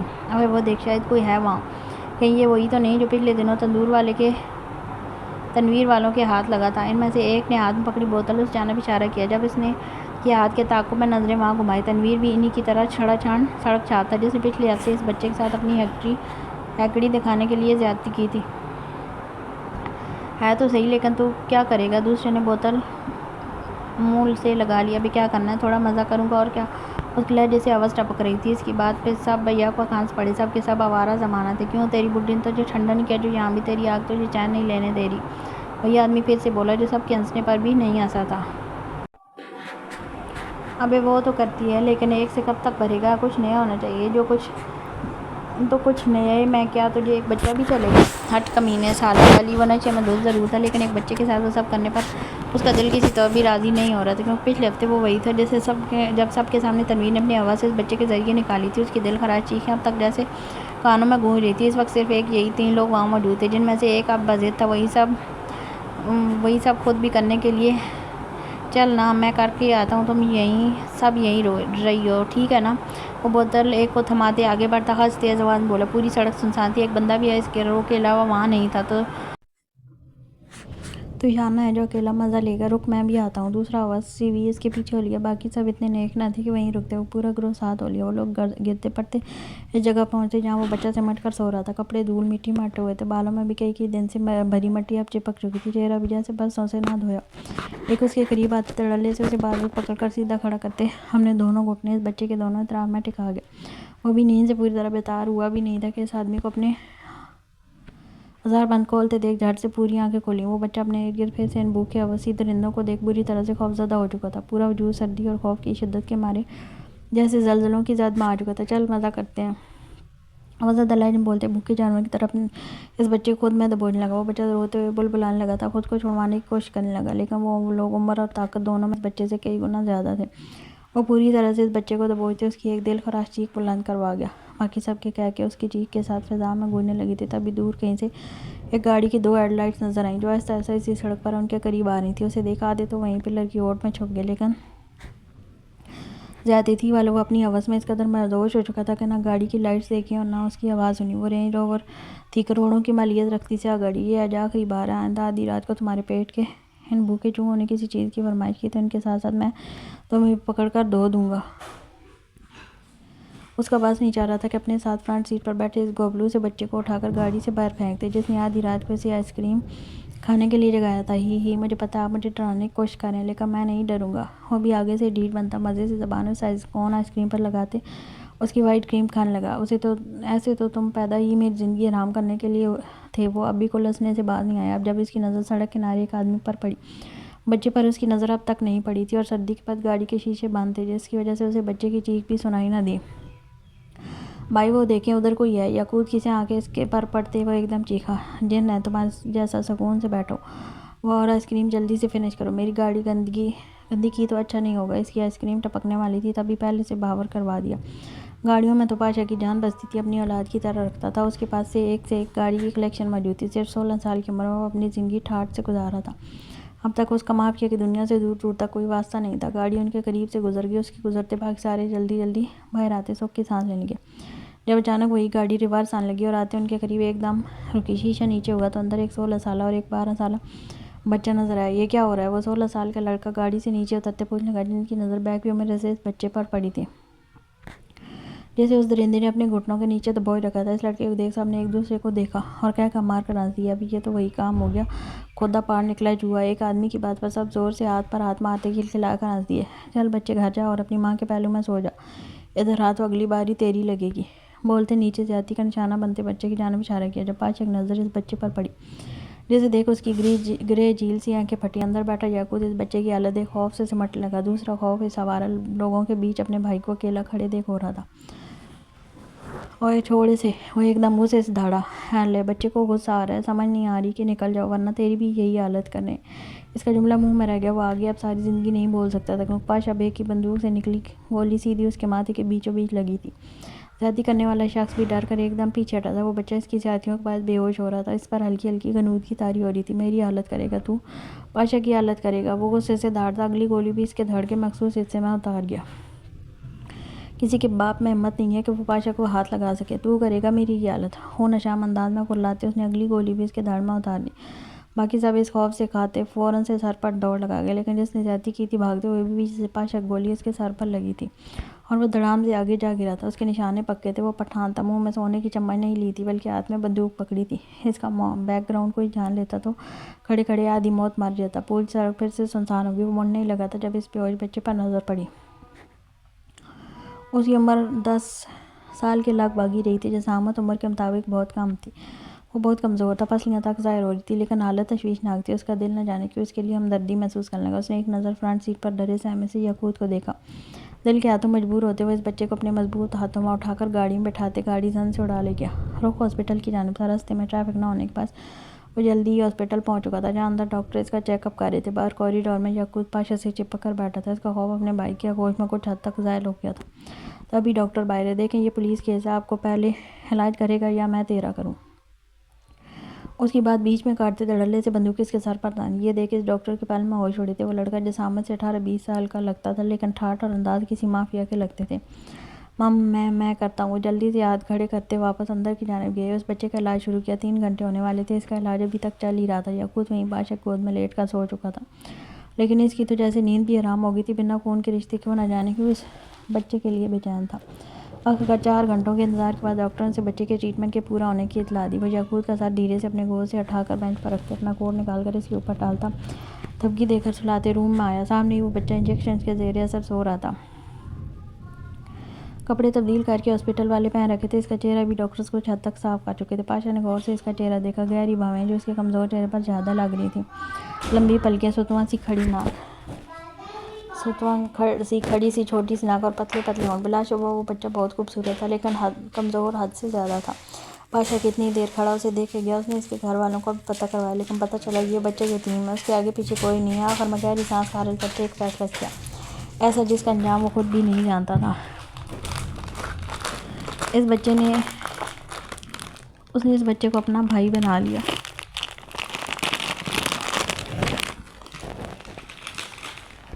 وہ آج سے پاشا بے کا بھائی تھا. آج کے بعد کسی میں ہمت نہیں تھی کہ اس بچے کے سامنے اف بھی کر سکے. اسے وہ اپنے ساتھ گھر لے گیا. یاقوت اسے دیکھ بہت خوش تھا. اسے جیسے ایک دوست مل گیا. موٹے پاس کر کتنا کھاؤ گے؟ وہ کب سے گھن چکر بنا اس کی فرمائش پر چاول کے آٹے کے پراٹھے بنا کر دے رہا تھا. یاقوت تھا کہ ہاتھ ہی پیچھے نہیں کر رہا تھا. میں کیا کروں، آپ اتنے چھوٹے چھوٹے بنا رہے ہیں. وہ بیچارہ بھی کیا کرتا، یوٹیوب سے دیکھ کر بنا رہا تھا. بڑا بناتا تو ٹوٹ جاتا، چھوٹا بناتا تو یاقوت 1-2 نوالے میں پورا کر جاتا. بڑا بننے تو بناؤں، مجھے ایک شیف ہی ڈھونڈنا پڑے گا ورنہ تمہارے پیٹ کے چوہے میری موت کی وجہ بن جائیں گے. اس کے کلس کر بولنے پر یاقوت کی کھلکھلاہٹ گونجنے لگی. سامنے بیٹھا بچہ خاموش تھا. اس کی طبیعت ابھی پوری طرح سے ٹھیک نہیں ہوئی تھی. اس کو ہاتھ سے کیوں کھلا رہے ہیں؟ مجھے تو نہیں کھلایا. یاقوت اسے پامیر کو اپنے ہاتھوں سے کھانا کھلاتے دیکھ منہ بسور کا بولا. تم ٹھیک ہو نا؟ اور یہ بھائی ہے تمہارا، اس سے جلے تو پٹو گے. اسے مصنوعی سے ڈپٹتے پامیر کو چھوٹے چھوٹے نوالے بنا کر کھلانے لگا. اس کا کھانا بہت اچھا ہو گیا تھا. تب اس کے گال بھرنے لگے تھے اور رنگت مزید نکھرنے لگی تھی. کیا یہی رہیں گے ہمارے ساتھ؟ اسے کانچ سی آنکھیں پٹپٹاتے ہوئے جہاں ہمیشہ. ہاں، کبھی نہیں جائے گا. اس کے سوال پر پاشا نے گھور کر اسے دیکھا. اگلا سوال کیا تو الٹا لٹکا دوں گا. عاجز آتے اسے ڈانٹ کر وہ پامیر کو اس کی دوا دینے لگا. یاقوت کی عادت تھی، وہ بہت سوال کرتا تھا. ایک کھانا کھانا اور دوسرا پاشا کا دماغ کھانا اس کا جیسے دنیا میں آنے کا مقصد بن چکا تھا. وہ اب بھی اسے جواب دیتا لیکن جب تنگ ہوتا تو ہلکا سا ڈانٹ دیتا. اس کی خود کو عمر اتنی زیادہ نہیں تھی لیکن نہ جانے کہاں سے اس میں یہ بڑے بھائی والی روح آ چکی تھی. وہ دونوں کو ایک ماں کی طرح خیال رکھتا تھا. اس کے جینے کا مقصد جیسے ان بچوں میں نظر آنے لگا تھا. اس کی آنکھیں خشک ہو چکی تھیں. وہاں خوبصورت یادوں کی چمک تھی جن میں اس کا بھائی اسے ملا، اس کی زندگی میں آیا اور اس سڑک سے اٹھا کر ایک تخت پر بٹھا کر اسے پامیر سلطان بنا گیا. وہ پاشا بے تھا جس نے اس کی پہچان دی تو کیسے نہ وہ اس شخص کے ایک بلانے پر حاضر نہ ہوتا. کمل اس کا چہرہ یکٹک دیکھتی رہی. آج وہ اس کی گود میں سارا کے اپنا ماضی بیان کر رہا تھا. خود پر آپ بیتی بتا رہا تھا. مطلب اب یہاں ان کا رشتہ مکمل تھا کیونکہ مرد ہر کسی کو اپنے دل کی بات نہیں بتاتا. وہ صرف اس عورت کو بتاتا ہے جسے وہ اپنے وجود کا حصہ سمجھتا ہے. اور کومل میر اس کے وجود کا حصہ تھی. اس کے ہونے والے بچے کی ماں بننے والی تھی. یہی عورت اب اس کی امراض بن چکی تھی. وہ دھیرے دھیرے پامیر کے گھنے بالوں میں ہاتھ پھیرتی رہی. تم جب بھی بھائی کے خلاف کچھ کہتی تھی نا، مجھے بہت غصہ آتا تھا لیکن بھائی نے ہمیشہ ہمیں سکھایا کہ عورت ناقص العقل ہوتی ہے، جذباتی ہوتی ہے، اسے باتیں سمجھ آتی ہیں لیکن دیر سے. اس لیے مرد کو چاہیے ٹھنڈے دماغ سے مسئلے کو سلجھائے. عورت صرف محبت کی بھوکی ہوتی ہے. اسے محبت دو گے تو وہ ہر حال میں تمہاری بن کر رہے گی. اس نے سر کومل کی گود سے اٹھا کر اس کے چہرے کی جانب دیکھا، آنکھوں میں کرچیاں سی بننے لگیں۔ میں نے تو تم سے عشق کیا تھا نا، تم تو میری کیوں نہیں ہوئی؟ میرے ہوتے ہوئے تم نے کسی اور مرد کے ساتھ وہ نہیں کر پایا جملہ پورا۔ اتنے سے الفاظ جیسے اس کی روح کھینچ گئے تھے۔ جب کومل اس کی بات سن کر یوں تھی کہ بدن کاٹو تو لو نہیں۔ کیا وہ جانتا تھا اس بارے میں؟ ہماری محبت میں کہاں کمی رہ گئی تھی کہ تمہیں کسی اور مرد کے پاس جانے کی ضرورت پڑ گئی؟ جانتی ہو ایک مرد اس وقت مر جاتا ہے جب اس کے سامنے ایک مرد دوسرا مرد آ کر یہ کہے کہ اس کی عورتوں سے چھوڑ کر کسی اور مرد کے تعلق میں بھی مار گیا تھا۔ اس دن تم نے مار دیا مجھے۔ گرم آنسو ابل ابل کر آنکھوں سے بہنے لگے۔ کہا نا دعا کرو کسی مرد کو روتے ہوئے نہ دیکھو۔ ایک روتے ہوئے مرد کو دیکھنے والا لمحہ اذیتوں سے بھرا ہوا ہوتا ہے۔ ہمت چاہیے ہوتی ہے اسے روتے ہوئے دیکھنے کے لیے۔ روح تک کانپ اٹھتی ہے جب ایک مرد بچوں کی طرح بلک بلک کر روتا ہے۔ مجھے اتنی تکلیف سڑک پر پڑے رہ کر نہیں ہوئی تھی جتنی تکلیف اس وقت ہوئی تھی جب مجھے پتہ چلا کہ جسے میں نے چاہا وہ کسی اور کو چاہتی ہے۔ مر گیا تھا میں کومل، میں مر گیا تھا۔ اس کے اندر کے درد کی شدت اس کے لفظوں میں صاف جھلک رہی تھی۔ کومل کو لگا اس کی روح قبض کر لی کہ وہ بے جان ہو گئی ہے۔ کیا توبہ کے بعد بھی آزمائش ہوتی ہے؟ جہاں تمہیں یہ دوا ملی وہیں تمہیں پیپرز بھی ملیں گے، طلاق کے پیپر۔ طلاق لفظ اور کومل کا رنگ رٹے کی مانند ایک دم سفید پڑ گیا تھا۔ وہاں کے پہاڑے اسے دیکھنے لگی، سانس جیسے سینے میں ہی کہیں اٹک سی گئی تھی۔ اس بچے کی دنیا میں آنے تک طلاق نہیں ہو سکتی تھی، اس لیے انتظار میں تھا کہ میرا بچہ جیسے ہی دنیا میں آئے گا میں تمہیں آزاد کر دوں گا۔ اس رشتے سے میں تمہیں باندھ کر نہیں رکھوں گا۔ اس کے اپنے ہونٹ پھڑپڑا رہے تھے۔ وہ کتنی تکلیف میں تھا یہ صرف وہی جانتا تھا۔ تب تک میں اندر سے مرتا رہا، سب کے سامنے تمہارے ساتھ بھی ہنسا، تمہیں محسوس نہیں ہوا لیکن میرے باپ کو محسوس ہو گیا۔ اسے دکھ کیا کہ اس کی اولاد کس قدر اذیت میں۔ وہ بھانپ گیا تھا کومل۔ اس کے ذہن کے پردے پر وہ لمحہ رہ رہا ہے جب سب کے بیچ بیٹھا ہنس تو رہا تھا لیکن اس کی ہنسی اس کا ساتھ نہیں دے رہی تھی۔ میرے ساتھ آج فیکٹری کے کام کے لیے تم چلو گے؟ سب کھانا کھانے میں مصروف تھے۔ جب ضیاء نے بریانی کی چمچ منہ میں لیتے پامیر کو دیکھ کر کہا جی اوکے، وہ سے جواب دیتے سب کے ساتھ باتوں میں پھر سے مشغول ہو گیا۔ تینوں خواتین اپنی باتوں میں مگن تھیں۔ یعقوب ضامل کے ساتھ باتیں کرتا ہوا کھانا کھا رہا تھا۔ یہ کچھ دن کے بچے ہاتھوں میں تھے، پھر تھوڑے بڑے ہو کر اسی ڈائننگ ٹیبل پر اپنے چھوٹے چھوٹے ہاتھوں سے تباہی مچانی تھی۔ وہ ضیاء کے آنے سے پہلے گاڑی نکال چکا تھا۔ جب وہ بھی اس کے ساتھ کہیں جاتے تو ڈرائیونگ خود کرتے تھے۔ اب بھی وہ ڈرائیونگ سیٹ پر بیٹھا اس کا انتظار کر رہا تھا۔ بیٹا بابا جلدی آ جائیں گے۔ ضامل ضیاء کا کالر پکڑے اسے چھوڑنے کا نام ہی نہیں لے رہا تھا اور اوپر سے منہ پھاڑے پورا زور لگا کر بس روئے جا رہا تھا۔ ضالع اس معاملے میں سدھری ہوئی تھی، بیٹی تھی نا، پیدا ہوتے اس میں صبر کا عنصر ڈال دیا گیا تھا، لیکن یہ چھوٹی آفت مردوں کی گود کا شوقین باپ ملے یا چاچو، بس ان کی گود میں چڑھ کر باہر جانا ہے۔ آپ چلے جائیں، یہ رو رو کر خود ہی چپ ہو جائے گا۔ جمل اسے کھینچ کر ضیاء کی جانب سے رخ پلٹ کر بولی، بلاس کو بلا لینا، کہیں یہ زیادہ رونے لگے۔ کہتے وہ جمل کی پیشانی پر بوسہ دیتے باہر نکل گئے جیسے جہاں پامیر اس کا انتظار کر رہا تھا۔ پیدا بھی خود ہی کر لینا تھا نا۔ جمل جلتی کڑتی ضامل کو گھورتی اندر لے گئی۔ بیٹا آنا تم فیڈ لینے کے لیے، مم کرتے ہوئے دیتی ہوں تمہیں میں۔ اس نے ضامل کو ضالع جو صوفے پر لیٹی تھی خود سے چھوٹی سائیڈ ٹیڈی بیئر ہاتھ میں پکڑے کھیل رہی تھی، اس کے ساتھ ہی تھوڑے فاصلے پر لٹا دیا۔ اب دونوں جیسے جیسے بڑے ہو رہے تھے اس کا دودھ دونوں کے لیے کافی نہیں تھا، تب بھی الگ سے دونوں کو تھوڑے تھوڑے فریش فروٹس کا جوس پلانے لگی تھی۔ گاڑی سیدھی فیکٹری کے باہر آ رکی تھی۔ سامنے سے فہیم صاحب جو یہاں کے ساتھ ساتھ کچھ اور فیکٹریوں کا کام بھی دیکھتے تھے مینیجر کے طور پر، وہ پاشا کو دیکھ فوراً اسے اس کی جانب آگے۔ کیسا جا رہا ہے کام؟ وہ اداراری میں چلتے ہوئے ساتھ ساتھ پوچھ بھی رہا تھا۔ سر کام بہت اچھا رہا ہے، اس ہفتے غنی گروپ کے ساتھ ایک میٹنگ ہے، اس میں آپ کو خود آنا پڑے گا کیونکہ وہ لوگ فیس ٹو فیس آپ کے ساتھ ڈیل کرنا چاہتے ہیں۔ ان کی بات پر پاشا کے چہرے کے زاویے بگڑے۔ جب آپ کو پتہ ہے میں نہیں کر سکتا ڈیل تو آپ کیوں ہر دفعہ کسی نہ کسی میٹنگ کا ذکر کر دیتے ہیں؟ اگر میں کر سکتا ہوتا تو آپ کی تنخواہ کروڑوں میں نہ ہوتی۔ وہ کوفت سے بولتا سگریٹ سلگانے لگا۔ فہیم صاحب اچھا خاصا اس کے انداز پر گڑبڑا چکے تھے۔ اتنی تنخواہ، خوشی اور مزہ اپنی جگہ تھا، لیکن وہ یہ نہیں بھول سکتے تھے کہ وہ ایک آگ کے ساتھ کام کر رہے تھے جو ذرا سا قدم لڑکھڑانے پر انہیں جلا بھی سکتی تھی۔ سوری سر، بس ان کی انویسٹمنٹ زیادہ تھی اس لیے معذرت، میں دیکھ لوں گا۔ جلدی سے لائن پر آتے اتنی دیر میں لفٹ چوتھے فلور پر رک چکی تھی جہاں پاشا بے کا کیبن تھا۔ یہاں سے آگے اب اس کے اور اس کے بھائیوں کے علاوہ کسی کو اتنی خاص آنے کی اجازت نہ دی۔ وہ قدم قدم چلتا اپنے کیبن میں آیا۔ پامیر اسی کے پیچھے تھا۔ دونوں ایک ساتھ اندر داخل ہوئے۔ پاشا جا کر اپنی پاور چیئر پر بیٹھ گیا۔ پامیر اس کے بیٹھتے خود بھی وہاں ٹیبل کے دوسری پار رکھی 2 کرسیوں میں سے ایک پر بیٹھ گیا۔ اب بتاؤ کیا چکر ہے؟ اس نے بیٹھتے سوال داغا جب پامیر نے نہ سمجھی سے اسے دیکھا جیسے کہہ رہا ہو کون سا چکر؟ یہ شکل پر جھوٹی مسکراہٹ لوگوں کو دکھانا مجھے نہیں، اس لیے معاملہ بتاؤ، کیوں پریشان ہو؟ اس کے جملے پر پامیر کو اپنا دل ڈوبتا ہوا محسوس ہوا کہ اس شخص سے کچھ چھپ سکتا تھا۔ وہ ان کی رگ رگ سے واقف رہتا تھا، کون سی مسکراہٹ جھوٹی ہے یا سچی وہ بھی جان جاتا تھا۔ بے شک وہ سچ میں ان کے ماں باپ کی جگہ تھا جو اپنی اولاد کا ہر رنگ ڈھنگ پہچان جاتے تھے۔ کچھ خاص نہیں، بس۔ وہ بولنے ہی لگا تھا جب ضیاء نے فوراً سے بیچ میں ٹوکا۔ میں نے کہا اصل بات بتاؤ۔ یہ بس لفظ نکال کر اس کی بات پر پامیر کے چہرے کا رنگ یکسر تبدیل ہوا، آنکھوں میں ایک دم نمی تیرنے لگی، دل جیسے بھاری ہونے لگا۔ اسے اب بتانا تھا۔ میں نوفل کے پاس گیا تھا اس کی ٹیوننگ کرنے۔ وہ بولنا شروع ہوا۔ ضیاء نے دونوں ہاتھ کی انگلیاں آپس میں الجھاتے ٹیبل پر رکھ کر ان پر تھوڑی ٹکا لی اور پوری طرح سے اس کی جانب متوجہ ہو کر سننے لگا۔ کچھ دن پہلے، یا رات میں بہت کھجلی ہو رہی ہے، اتنے دن سے کسی کو ڈوز نہیں دیا۔ وہ ڈلوان پر بیٹھے منہ میں چپتی ببل ایک جانب پتھر پر پھینکتے ہاتھ کے پٹاخے نکالتے ہوئے بولا، آج دھوپ کڑک تھی۔ وہ کھلے میدان میں بیٹھا تھا، بندے اس کے ارد گرد مؤدب طریقے سے کھڑے تھے، کچھ جو بڑے عہدے پر تھے وہ بیٹھے تھے۔ تو ایک ہے نا، اس پر ہاتھ صاف کر لیں۔ میر بخش نے نوفل کا نام لیے بغیر اس کی جانب اشارہ کیا۔ اوہ ہاں، مرغا ہے تو صحیح، چلو آج اسی کو خاطر مدارت کرتے ہیں۔ وہ جھٹ سے جم لگا کر نیچے اترا اور دونوں ہاتھوں سے اپنی پینٹ جھاڑتے آگے بڑھا۔ کچھ بندے اس کے پیچھے پیچھے ہو لیے۔ وہ اسی کال کوٹلی کی جانب آ گئے جہاں نوفل کہتا ہے۔ ایک بندے نے دروازے پر لگا تالا کھولتے پامیر کے لیے رستہ بنایا۔ وہ ہمیشہ کی طرح اپنی مغرور چال چلتا ہوا اندر داخل ہوا۔ سامنے ہی نوفل پیڑیوں میں جکڑے گہری نیند میں جھول رہا تھا جب اس کے چہرے پر ایک زبردست جھانپڑ رسید ہوا۔ وہ نیند میں بھی بلبلا کر رہ گیا۔ نیند سے بھری سرخ مخمور آنکھیں اوپر اٹھائیں تو سامنے ایک شیطانی مسکراہٹ اپنے لبوں پر لیے پامیر سلطان نظر آیا۔ اس کا چہرہ دھندلاتا ہوا سا تھا، اس سے پہلے وہ پوری طرح سے اسے پہچانتا تب تک پامیر اس کے دوسرے گال پر ایک زوردار گھونسا رسید کر گیا تھا۔ نوفل کا پورا وجود لرز کر رہ گیا تھا۔ کیا حال ہے مسٹر ڈیول؟ نکل گئی یہاں آ کر ساری ہیکڑی۔ نوفل کے بال مٹھی میں جکڑ کر چہرہ اوپر اٹھاتے بے رحمی سے ایک جھٹکا دیا۔ نوفل اب تک اسے پہچاننے کی سعی میں تھا۔ جب اسے ایک لمحہ لگا، صرف ایک لمحہ، اور دیکھتے ہی دیکھتے اس کی آنکھوں میں چمک اتر آئی۔ وہاں اب خوف کی جگہ شیطانیت پنپنے لگی تھی۔ یہ دیکھ پامیر کو تھوڑی حیرت ہوئی۔ اصل حیرت کا جھٹکا تب لگا جب وہ شیطان کا ایکا مار کر اور زور سے ہنسا، اپنی پوری طاقت صرف ہنسنے پر لگا دی۔ پامیر نے ایک جھٹکے میں اس کے بال چھوڑے اور سیدھا کھڑا ہوتے حیرت سے اسے دیکھا۔ کیا ہوا؟ مار نہ، آجا مار۔ ہاں ہاں، تو مارے گا تو مجھے؟ اس سے ہنسنے کے باعث ٹھیک سے بات تک نہیں ہو پا رہی تھی۔ جس مرد سے اپنی عورت نہ سمجھی وہ مارے گا مجھے؟ اس کے منہ سے اپنی عورت کا ذکر سنتے پامیر کے تن بدن میں ایک شدید آگ سی بھڑک اٹھی۔ اس نے پوری قوت سے ایک ضرب اس کے سینے پر لگائی۔ نوفل خانزادہ تڑپ کر رہ گیا، لیکن وہ بھی ریڑھ سانسنے سے پھر بھی باز نہ آیا۔ مار اور مار، یہ مار مجھ پر اثر نہیں کرے گی کیونکہ یہ ایک نامرد کے ہاتھوں کی مار ہے جس کی بیوی اس کے ہوتے ہوئے باہر اپنا ایک عاشق رکھتی ہے۔ آہا مار، آجا۔ اب نہیں مار پایا پامیر، وہ وہیں کھڑا حیرت اور سوال کے نظروں سے اسے دیکھنے لگا۔ یہ ہوا کیا ہوا؟ یقین نہیں آ رہا۔ میرا فون تم لوگوں کے پاس ہے، جا دیکھ اپنی بیوی کی حسین یادیں اس کے عاشق کے ساتھ، جا دیکھ۔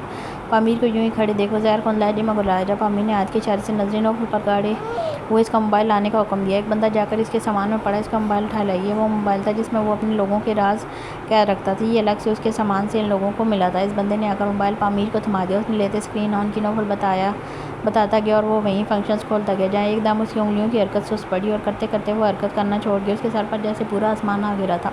سامنے کومل تھی، نوفل کے کندھے پر سر رکھے آنکھیں موند کر شاید وہ سکون محسوس کر رہی تھی، وہی سکون جو اسے پامیر کے باہوں میں ملنا چاہیے تھا۔ اگلی تصویر جس میں وہ دونوں ہاتھ میں ہاتھ ڈالے ایک دوسرے کے ساتھ قدم سے قدم ملا کر بیچ پر گیلی ریت میں پیر جماتے ہوئے چل رہے تھے۔ یہ لمحہ تو پامیر سلطان کے ساتھ ہونا چاہیے تھا، پھر اس کے ساتھ کیسے؟ اگلی تصویر نئی ویڈیو جسے دیکھ پامیر کو لگا جیسے اس کی روح تک قبض کر لیا گیا، رنگ لٹھے کی مانند سفید پڑ گیا۔ اس ویڈیو میں کومل کا برنا کندھا دیکھ رہا تھا، باقی پورا بدن کمفرٹر میں ڈھکا ہوا تھا۔ وہ ایک ہوٹل کا روم تھا اور ویڈیو بنانے والا خود نوفل رحم خانزادہ تھا، جبکہ کومل شاید گہری نیند میں تھی۔ ہاں، اسے تھک کر نیند بھی تو آتی تھی۔ پامیر کو لگا وہ مزید اپنے قدموں پر کھڑا نہیں رہ سکے، اس کے ہاتھ بے اختیار کانپنے لگے، آنکھوں سے گرم آنسو کا ایک موتی ٹوٹ کر اس کے فون کی جلتی اسکرین پر آ گرا۔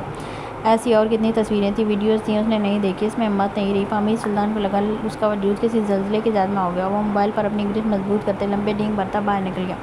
پیچھے نوفل تھا اور اس کے شیطانی کہکے۔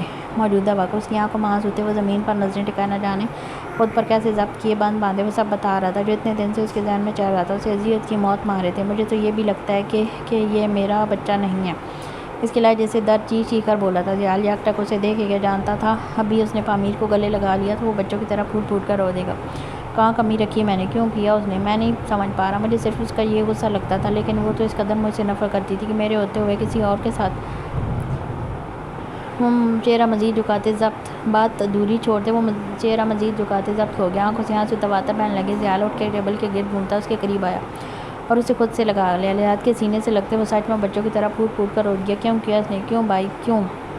آخر وہ چیخ پڑا تھا۔ ضیاء نے قرب سے آنکھیں میچیں۔ اس نے پیدا نہیں کیا تھا ان تینوں کو، لیکن پالا ضرور تھا۔ ان کو درد اسے اپنا درد لگتا تھا، جیسے ماں باپ اپنی اولاد کو تکلیف میں نہیں دے سکتے تھے وہ بھی نہیں دیکھ سکتا تھا۔ میں نے کتنی شدت سے چاہا اسے اور اس نے دھوکہ دیا بھائی، اس نے دھوکہ دیا مجھے۔ اس کی گگی سی بندنے لگی تھی۔ بس رونا بند کرو۔ اس کا چہرہ اوپر کرتے اپنی ہتھیلی سے اس کے آنسو صاف کیے۔ پامیر ضیاء کا چہرہ دیکھتے مزید شدت سے روتا اس کے سینے سے پھیلنے لگا۔ میں کیسے کروں؟ میں مر رہا ہوں، میں مر جاؤں گا۔ کاش میں اس دن مر جاتا، مجھے کبھی نہ پتہ چلتا، کبھی بھی نہیں۔ اس نے رونے میں کمی کے بجائے شدت آ رہی تھی۔ ضیاء نے اسے خود میں بیچ لیا، یہ آگوش اور غم سے بھری تھی، یہاں سکون تھا۔ پامیر کتنی دیر ضیاء کے سینے میں منہ دیے روتا رہا، آخر میں تھک کر خود ہی چپ ہو گیا۔ ضیاء نے پھر اپنے ہاتھوں سے اس کے آنسو صاف کیے اور پانی کا گلاس اٹھا کر اسے اس کے لبوں سے لگایا۔ پامیر دھیرے دھیرے سارا پانی پی گیا۔ وہ قدرے کچھ بہتر محسوس کر رہا تھا۔ زیال وہیں اس کے سامنے کرسی پر بیٹھ گیا۔ میں جانتا تھا اس بارے میں۔ اس کی بات پر پامیر نے تڑپ کر اس کی جانب سر اٹھایا اور بے یقینی سے اسے دیکھا۔ عورت میں اتنی عقل نہیں ہوتی، وہ بس محبت کی بھوکی ہوتی ہے۔ اس میں دولت کی ہرس سے زیادہ محبت کی ہرس ہوتی ہے۔ تم سے اسے وہ محبت نہیں ملی جو وہ چاہتی تھی۔ اس نے دھیرے سے سمجھانا شروع کیا۔ جب پامیر تو یوں تھا جیسے پتھر کا مجسمہ۔ میں نے تب بھی سمجھایا تھا کہ تم محبت تو کرتے ہو لیکن اسے ٹھیک سے نبھا نہیں رہے۔ عورت کو ہر دن ایک نئے سرے سے محبت چاہیے ہوتی ہے۔ اسے احساس کرواتے رہنا پڑتا ہے کہ تم اسے کتنی محبت کرتے ہو۔ تم خود سوچو، تم کتنے لاپرواہ ہو گئے تھے۔ اسے خود سے دور تو تم نے خود کیا۔ اس کی بات پر پامیر کی آنکھوں میں نمی پھر سے اترنے لگی۔ ہاں شاید وہ غلط تھا۔ پچھلے گزرے دن ذہن کے پردے پر گردش کرنے لگے۔ اور یہ بچہ تمہارا اپنا ہے۔ جو عورت اپنی حیا کھو دے اس کی چال چلن ہی بدل جاتی ہے۔ جو سب سے پہلے ایک مرد کی آنکھ سکین کرتی ہے۔ اور یہ میں کہہ رہا ہوں، وہ صرف بھٹکی تھی، گمراہ نہیں ہوئی تھی۔ بھٹکے ہوئے آسانی سے واپس لوٹ آتے ہیں لیکن گمراہ ہوئے لوگوں کا واپس لوٹنا آسان نہیں ہوتا۔ پامیر دم سادے سے سنے گیا۔ اس کی باتیں جیسے روح تک کو ہیل کرتی تھی۔ اس کی آواز اور لفظوں میں جادو تھا۔ وہ جکڑ لیتا تھا سامنے والے کو۔ لیکن عورت بے وفا ہو جائے تو وہ عورت ہونے کا مقام کھو دیتی ہے بھائی۔ اس کی بات پر جال ایک پل کو اس کا چہرہ دیکھے گیا جیسے کچھ بہت گہرا سوچ رہا ہو۔ اگر ایسا ہے تو مرد کیوں پھر بے وفا ہو کر بھی مرد رہتا ہے؟ اور یہاں پامیر کی زبان کو تالا لگ گیا تو وہ سانس روک کے اسے دیکھے گیا۔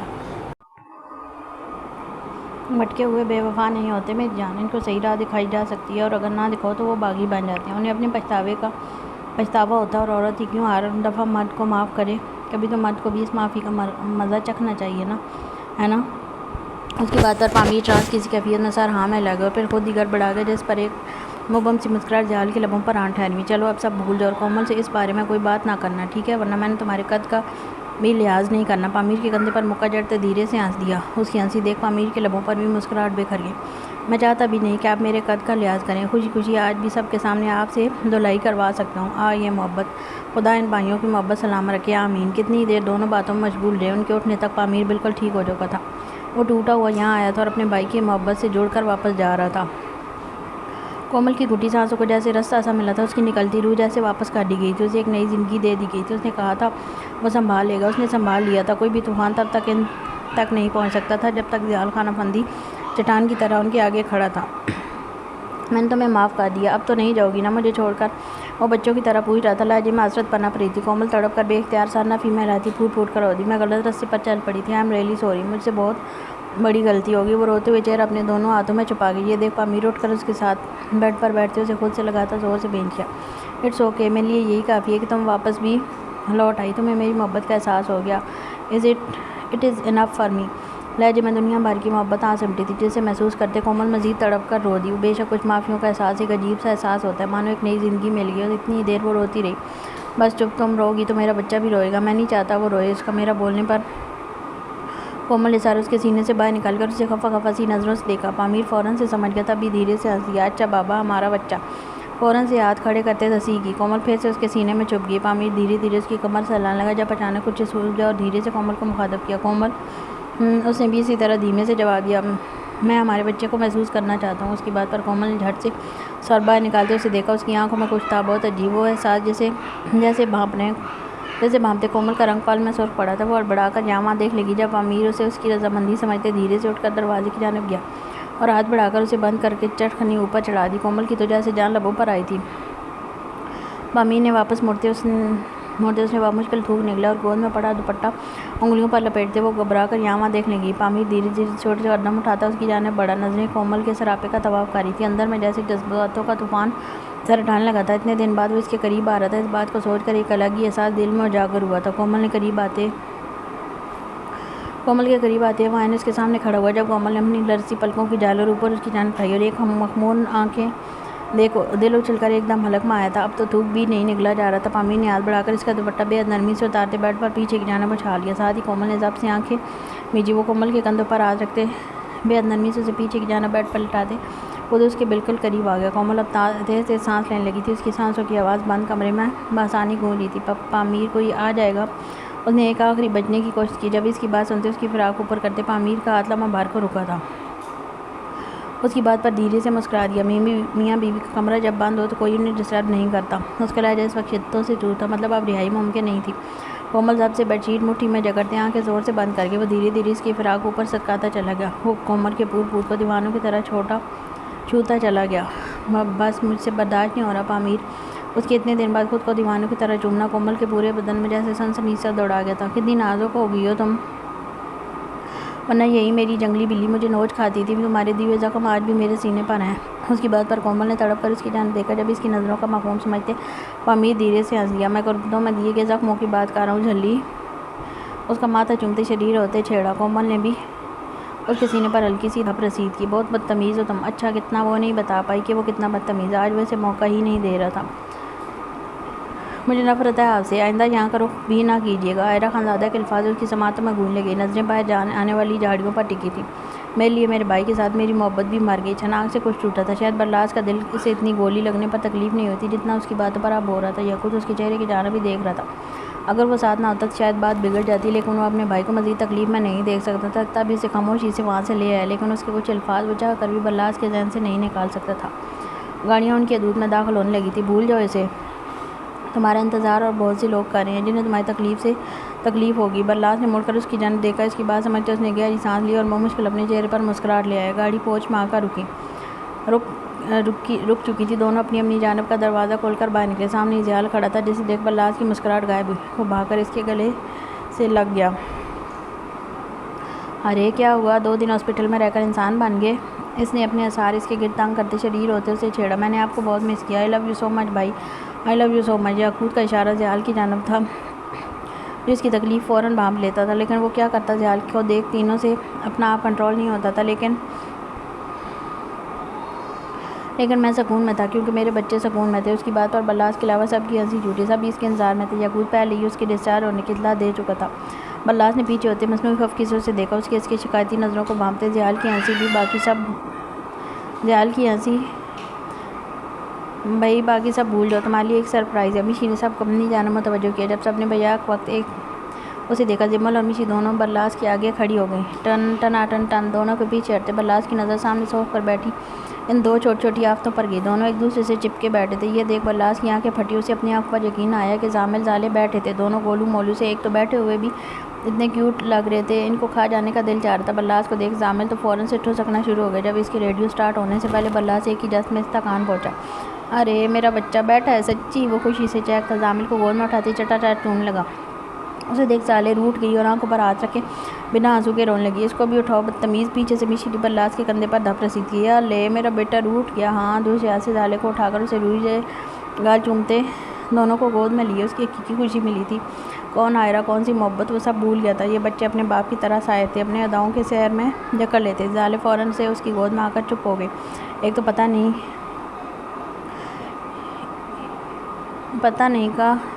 کیا ملتا ان کو، ان کے وزن سے زیادہ تو کپڑے پہنا دیتے ہیں۔ اس کے کلس کر بولنے پر جمل نے اسے فوراً گھورا۔ مطلب لایا بھی ہوتا، بول بھی خود رہا تھا۔ برلاس کے واپس آتے گھر کی رونق جیسے واپس آ گئی تھی۔ چاچو ورسز زامل پھر سے شروع ہو چکا تھا۔ ویسے زامل خان افندی برلاس شاہ کا دلدادہ تھا، لیکن جو ہی وہ زیال کے قریب ہوتا تو وہ زامل میں ایک جھلی سی اٹھتی اور آنکھیں زور سے بند کر کے رونے لگتا۔ سب اس کی اس نوٹنکی پر ہنس کر پاگل ہو رہے تھے۔ ایسا کرو، مجھے آدھا رکھ لو۔ ایک طرف برلاس اور دوسری طرف اپنی روتی ہوئی بگڑی اولاد کو دیکھ زیال جل کوڑ کر بولا۔ جسے برلاس جیسے ہی ہاتھ لگاتا زامل رونے لگتا۔ اسے بھی جیسے مزہ آ رہا تھا اس چھوٹی آفت کا خون جلانے میں۔ تو میں کیا کروں گی ابھی؟ اس کا بٹوارا 2 حصوں میں ہوتے تھے۔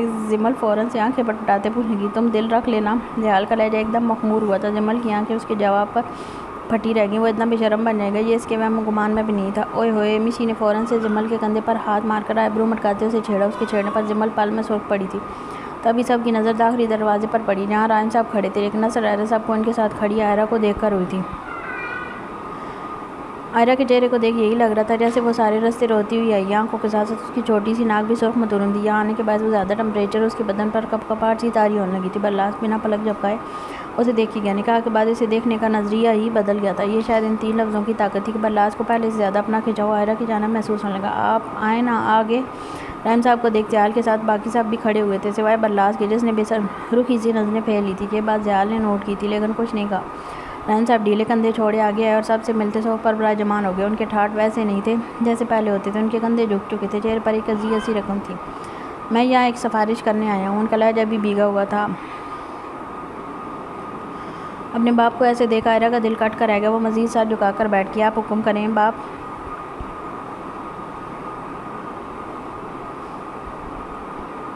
آپ حکم کریں باپ، حکم کرتے اچھے لگتے ہیں۔ سفارش کچھ نہیں۔ زیال نے ان کے ہاتھ پر ہاتھ رکھ کر انہیں تسلی دی، جس پر انہوں نے تشکر امیز نظروں سے اسے دیکھا۔ باہر سے شور آ رہا ہے، کوئی آیا ہے کیا؟ معموری اس کی گردن میں منہ دیے اسے جھوم رہا تھا۔ جب اس کے سوال پر اس نے چہرہ باہر نکالتے باہر سے آنے والی آوازوں پر کان دھرتے سننے کی کوشش کی۔ آیا ہوگا، تم سکون سے پڑی رہو، اسے خود میں بھیجے۔ وہ ایک بار پھر اپنے کام میں مصروف ہو گئے، جب ایک دم کومل کے منہ سے بے ساختہ سی اس کی ابری۔ پامی نے پھر سے چہرہ باہر نکال کر اسے دیکھا۔ کتنی نازک ہو گئی ہو تم، ورنہ یہی میری جنگلی بلی مجھے نوچ کھاتی تھی۔ تمہارے دیے ہوئے زخم آج بھی میرے سینے پر ہیں۔ اس کی بات پر کومل نے تڑپ کر اس کی جانب دیکھا۔ جب اس کی نظروں کو مخون سمجھتے پامی نے دھیرے سے ہنس دیا۔ میں قربتوں میں دیے گئے زخموں کی بات کر رہا ہوں جھلی۔ اس کا ماتھا چومتے ہوئے شریر ہوتے چہرہ کومل نے بھی اس کے سینے پر ہلکی سی دھپ رسی تھی۔ بہت بدتمیز ہو تم، اچھا کتنا، کہتے وہ اپنا ہاتھ شرٹ کے اندر گھساتے اس کے دھڑکنوں تک لے گیا، جس پر کومل کی جان ایک پل میں لبوں پر آئی تھی۔ پلیز نہیں، وہ آنسی ہوتی منتیں کرنے لگی۔ اچھا نہیں کرتا، لیکن اب ایسے ہی سوگی تم کیا؟ اس کی بات پر کومل تقریباً چیخی تھی۔ آرام سے، ایسا کیا کہہ دیا؟ بس یہی کہا نا کہ آج کی رات تمہارے بیچ کوئی نہ ہے۔ یہ باریک کپڑا بھی نہیں۔ اس کے لہجے میں چلکتی خماری دیکھ کومل کو آج کی رات اپنی شامت آتی محسوس ہوئی۔ وہ بے بس ہوتی اپنا آپ اس ظالم سلطان کو سونپ گئی، جس کے بعد اس نے باہر کی آوازوں سے کیا دنیا کی ہر آواز سے بے خبر اپنی شدتوں میں مدہوش کر دیا تھا۔ بیٹا اللہ سے کہو میری بیٹی کو طلاق نہ دے، میں اس بڑھاپے میں مزید دکھ کا بوجھ نہیں اٹھا سکتا۔ ان کی بات پر زیال کے ساتھ سب پر حیرت کا پہاڑ آن پڑا تھا۔ سب نے بھیا کو بلاس کی جانب دیکھا، جو زامل کے ہونٹوں پر انگلی پھیرتے خود کو کھیلنے میں مصروف ظاہر کر رہا تھا۔ در حقیقت طلاق کے لفظ پر اس کے اپنے وجود میں جیسے خون کی گردش تک رک گئی تھی۔ بیٹا میری یہ التجا سن لو۔ وہ باقاعدہ ہاتھ جوڑ گئے، جب زیال نے تڑپ کر ان کے ہاتھ تھامتے فوراً سے نیچے کیے۔ یہ آپ کیا کہہ رہے ہیں؟ پلیز ایسا نہ کریں۔ اور یہ طلاق والی بات کس نے کی؟ آخر میں لہجہ سخت کرتے اس نے بلاس کی جانب دیکھا۔ وہ اب بھی کچھ نہیں بولا، نہ کسی کی جانب دیکھا۔ بلاس تھوڑی دیر پہلے گھر آیا تھا، آئرہ نے غصے میں اسے سخت سود سنائی تھی۔ وہ طلاق کا فیصلہ سنا کر آ گیا۔ میں نہیں چاہتا میری بیٹی کو اس کی ماں کے کیے گئے گناہوں کی سزا ملے۔ میں بہت امید سے آئی ہوں، میری امید مت توڑنا۔ ان کے لہجے کی بے بسی پر سب کے دل پسیجے تھے، سب کی آنکھوں میں نمی اترنے لگی۔ ایک بے بس باپ کی التجا تھی جس پر کسی کا بھی دل پھٹ جائے۔ بلاس، اس نے دبے لہجے میں گراتے اسے پکارا، یہ ان کی اپنی بیٹی کا فیصلہ ہے۔ اس کا انداز دو ٹوکا، یہ نادان ہے، نہیں جانتی اس کی ماں نے کیا کیا، لیکن اب سب جانتی ہے، اب کبھی نہیں کہے گی۔ بیٹا وہ باپ تھے، بیٹی کو طلاق ہونے کی تکلیف کس قدر تکلیف دہ ہوتی ہے یہ ان سے بہتر کوئی نہیں جان سکتا تھا۔ باپ جیسا بھی کوئی ہوتا ہے جو اپنی بیٹی کا گھر بسانے کے لیے اس قدر جھک جاتا ہے۔ فکر نہ کریں، اب آپ ایسا کچھ نہیں ہوگا۔ زیال کے ان لفظوں پر جہاں رحم صاحب کی روح تک پرسکون ہوئی تھی، وہیں پر لاس نے سر اٹھا کر اپنے بھائی کو دیکھا۔ اس نے کہا کہ ایسا نہیں ہوگا تو اب یہ کبھی نہیں ہوگا۔ وہ چند لمحے اسے دیکھے گیا، آخر میں اٹھ کر سیدھا اپنے کمرے میں چلا گیا۔ آئرہ وہیں سر جھکا کر بیٹھ رہی، اس کی تکلیف کا اندازہ کوئی نہیں کر سکتا تھا۔ آپ کچھ لیں گے؟ اس نے زمل کو پکارتے اشارہ کیا، جو فوراً سمجھیے۔ میں آپ کے لیے چائے بنا کر لاؤں بڑے ابو؟ اسے آج بھی یاد تھا، وہ سب جب بھی اکٹھے ہوتے تھے گھر میں صرف رحیم صاحب کی چائے کا شور ہوتا۔ وہ چائے کے بے حد شوقین تھے۔ نہیں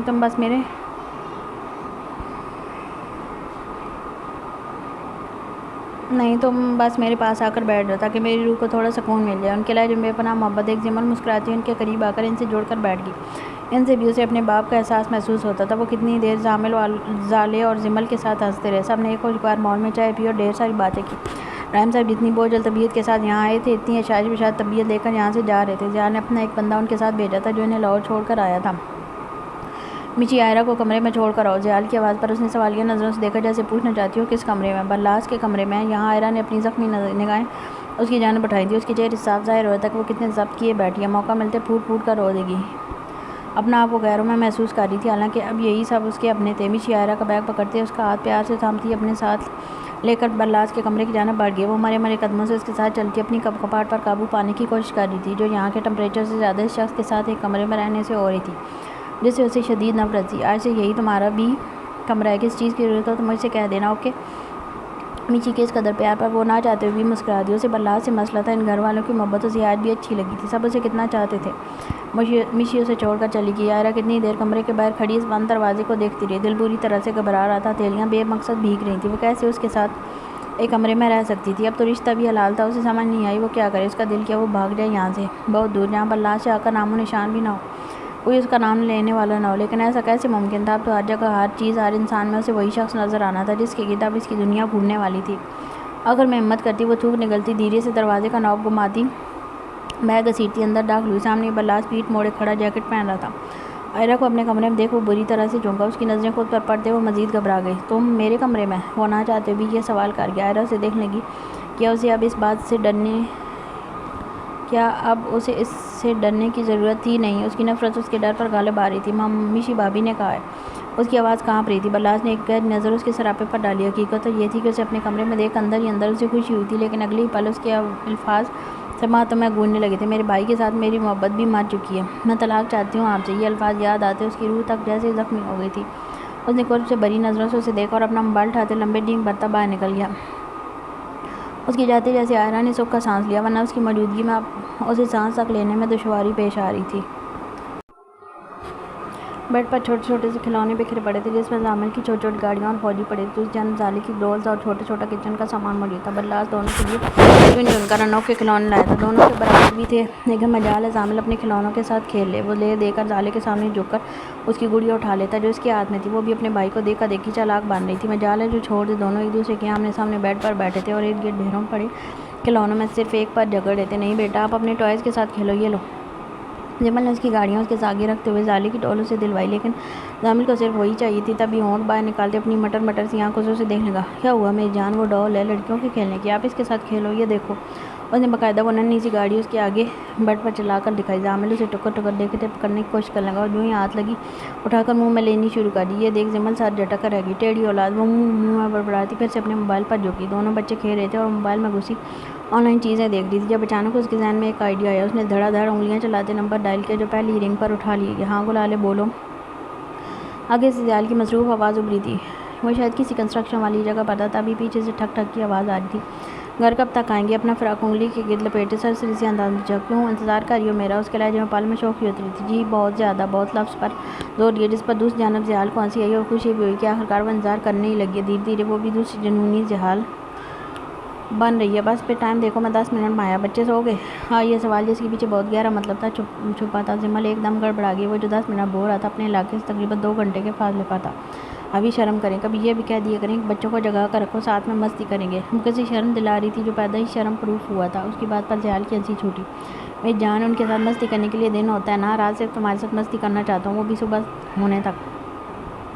اس کی اس قدر بے باکی پر زمل کا رنگ پل میں سور ہوا تھا۔ وہ بری طرح سے ہڑبڑا کر رہ گئی۔ چھوڑیں، مجھے کچھ سامان منگوانا ہے، نوٹ کریں جلدی سے۔ وہ جلدی سے اپنے مقصد پر آئی، جس کی وجہ سے اسے بے شرم بندے کو کال کرنی پڑی تھی۔ سچ میں؟ تم بتاؤ گی؟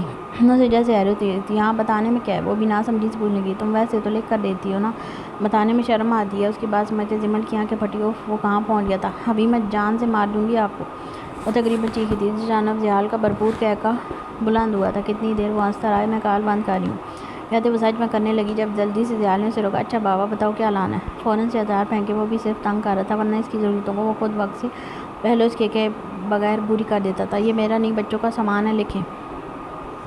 کہتے وہ بولنا شروع ہوئی۔ زیال کو لگا یقیناً وہ اب بچوں کے پیمپر لکھوائے گی۔ ڈھیر ساری کرکرے، ڈھیر ساری پوٹیٹو چپس اور بہت ساری چاکلیٹس۔ وہ بتا ہی رہی تھی جب زیال نے ایک دم اس کی زبان کو پکڑ لیا۔ ایک منٹ، یہ میرے بچوں کا سامان ہے یا ان کی ماں کا؟ اس کے پوچھنے پر زمل کا خون جلنے لگا۔ بھلا یہ سوال تھا کرنے والا کہ ماں کھائے گی تو ہی آپ کے بچوں تک پہنچے گا؟ بس ان کی فکر میری تو ہے ہی نہیں نا، سارا دن یہ میرا خون چوستے رہتے ہیں، اب بھی صرف ان کی فکر۔ میں تو زیال کا دل چاہ اپنی زبان کاٹ لی، کس بلا کے منہ میں ہاتھ ڈال دیا تھا۔ چاکلیٹس کے بعد اور کیا لانا ہے؟ اس کی زبان کو بریک لگوانے کا یہی ایک طریقہ اسے سوچا جو کامیاب بھی ہو گیا تھا۔ ہاں لیکن وہ سو کرتی پھر سے بولنا شروع ہوئی۔ اسٹرابری فلیور آئس کریم اور کوکو مینو، وہ اور بھی چیزیں بتا رہی تھی جب زیال اس کے کوکو مینو لفظ پر اٹک گیا۔ کوکو مینو؟ اسے سمجھ نہیں آئی، لیکن غور کرنے پر آ گئی۔ اوہ اچھا، کوکو مینو۔ اس کے کوکو مینو لفظ پر اس کی بے ساختہ ہنسی چھوٹی۔ اسے ہنستے دیکھ زمل نے موبائل کو گھور کر دیکھا جیسے زیال کو ہی گھوری ہو۔ کوئی ضرورت نہیں اب کچھ بھی لانے کی، کہتے وہ ٹھگ سے کال بند کر گئی۔ وہاں زیال ہیلو ہیلو کرتا رہ گیا، فون بیڈ پر ایک جانب پھینکنے والے انداز میں زور سے پٹکتی دونوں بچوں کو دیکھنے لگی جو ٹکر ٹکر اپنی ماں کو ہی دیکھ رہے تھے۔ جھگڑنا نہیں، میں آتی ہوں۔ 2 انگلی اٹھا کر اسے ایسے وان کیا جیسے وہ دونوں ابھی سمجھ جائیں گے۔ زامل اپنی ماں کی انگلی دیکھ اسے پکڑ کر منہ میں لینے کی کوشش کرنے لگا۔ زمل کا دل کیا اپنا سر پیٹ لے۔ وہ انگلی چھڑاتی اٹھ کر باہر چلی گئی اور ان کی گرد تکیوں کی لائن بنانا بھول گئی۔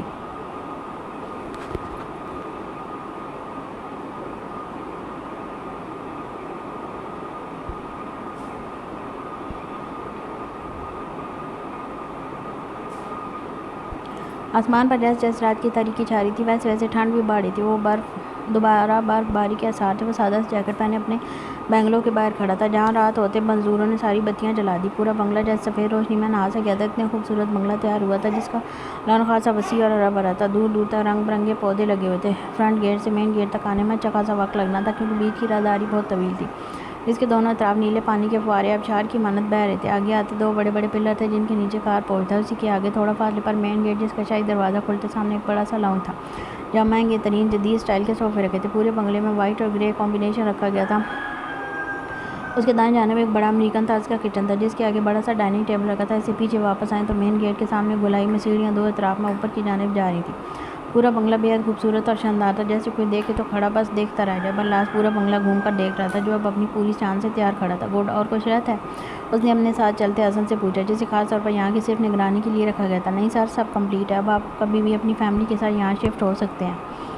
ٹھیک، تم جا سکتے ہو۔ اس کی اجازت دیتے حسن وہیں سے مڑ گیا۔ برلاس لاؤنج میں آتے سے اوپر دھپ سے گر گیا۔ پورے بنگلے میں گہری خاموشی تھی۔ اس جگہ کو ان چار بھائیوں کی نسلوں سے آباد ہونا تھا۔ نسل؟ برلاس اس بات پر اٹک گیا اور گہری سوچ میں ڈوبنے لگا۔ کیا اس نے اپنے آپ کو اس قابل چھوڑا کہ اس کی نسل بن سکے؟ یہ سوال ایسا تھا جس کا جواب مل پانا قدرے مشکل تھا۔ وہ کتنی دیر وہیں بیٹھا رہا، نہ جانے کب اس کی آنکھ لگی اور وہ وہیں بیٹھے بیٹھے پرسکون نیند سو گیا۔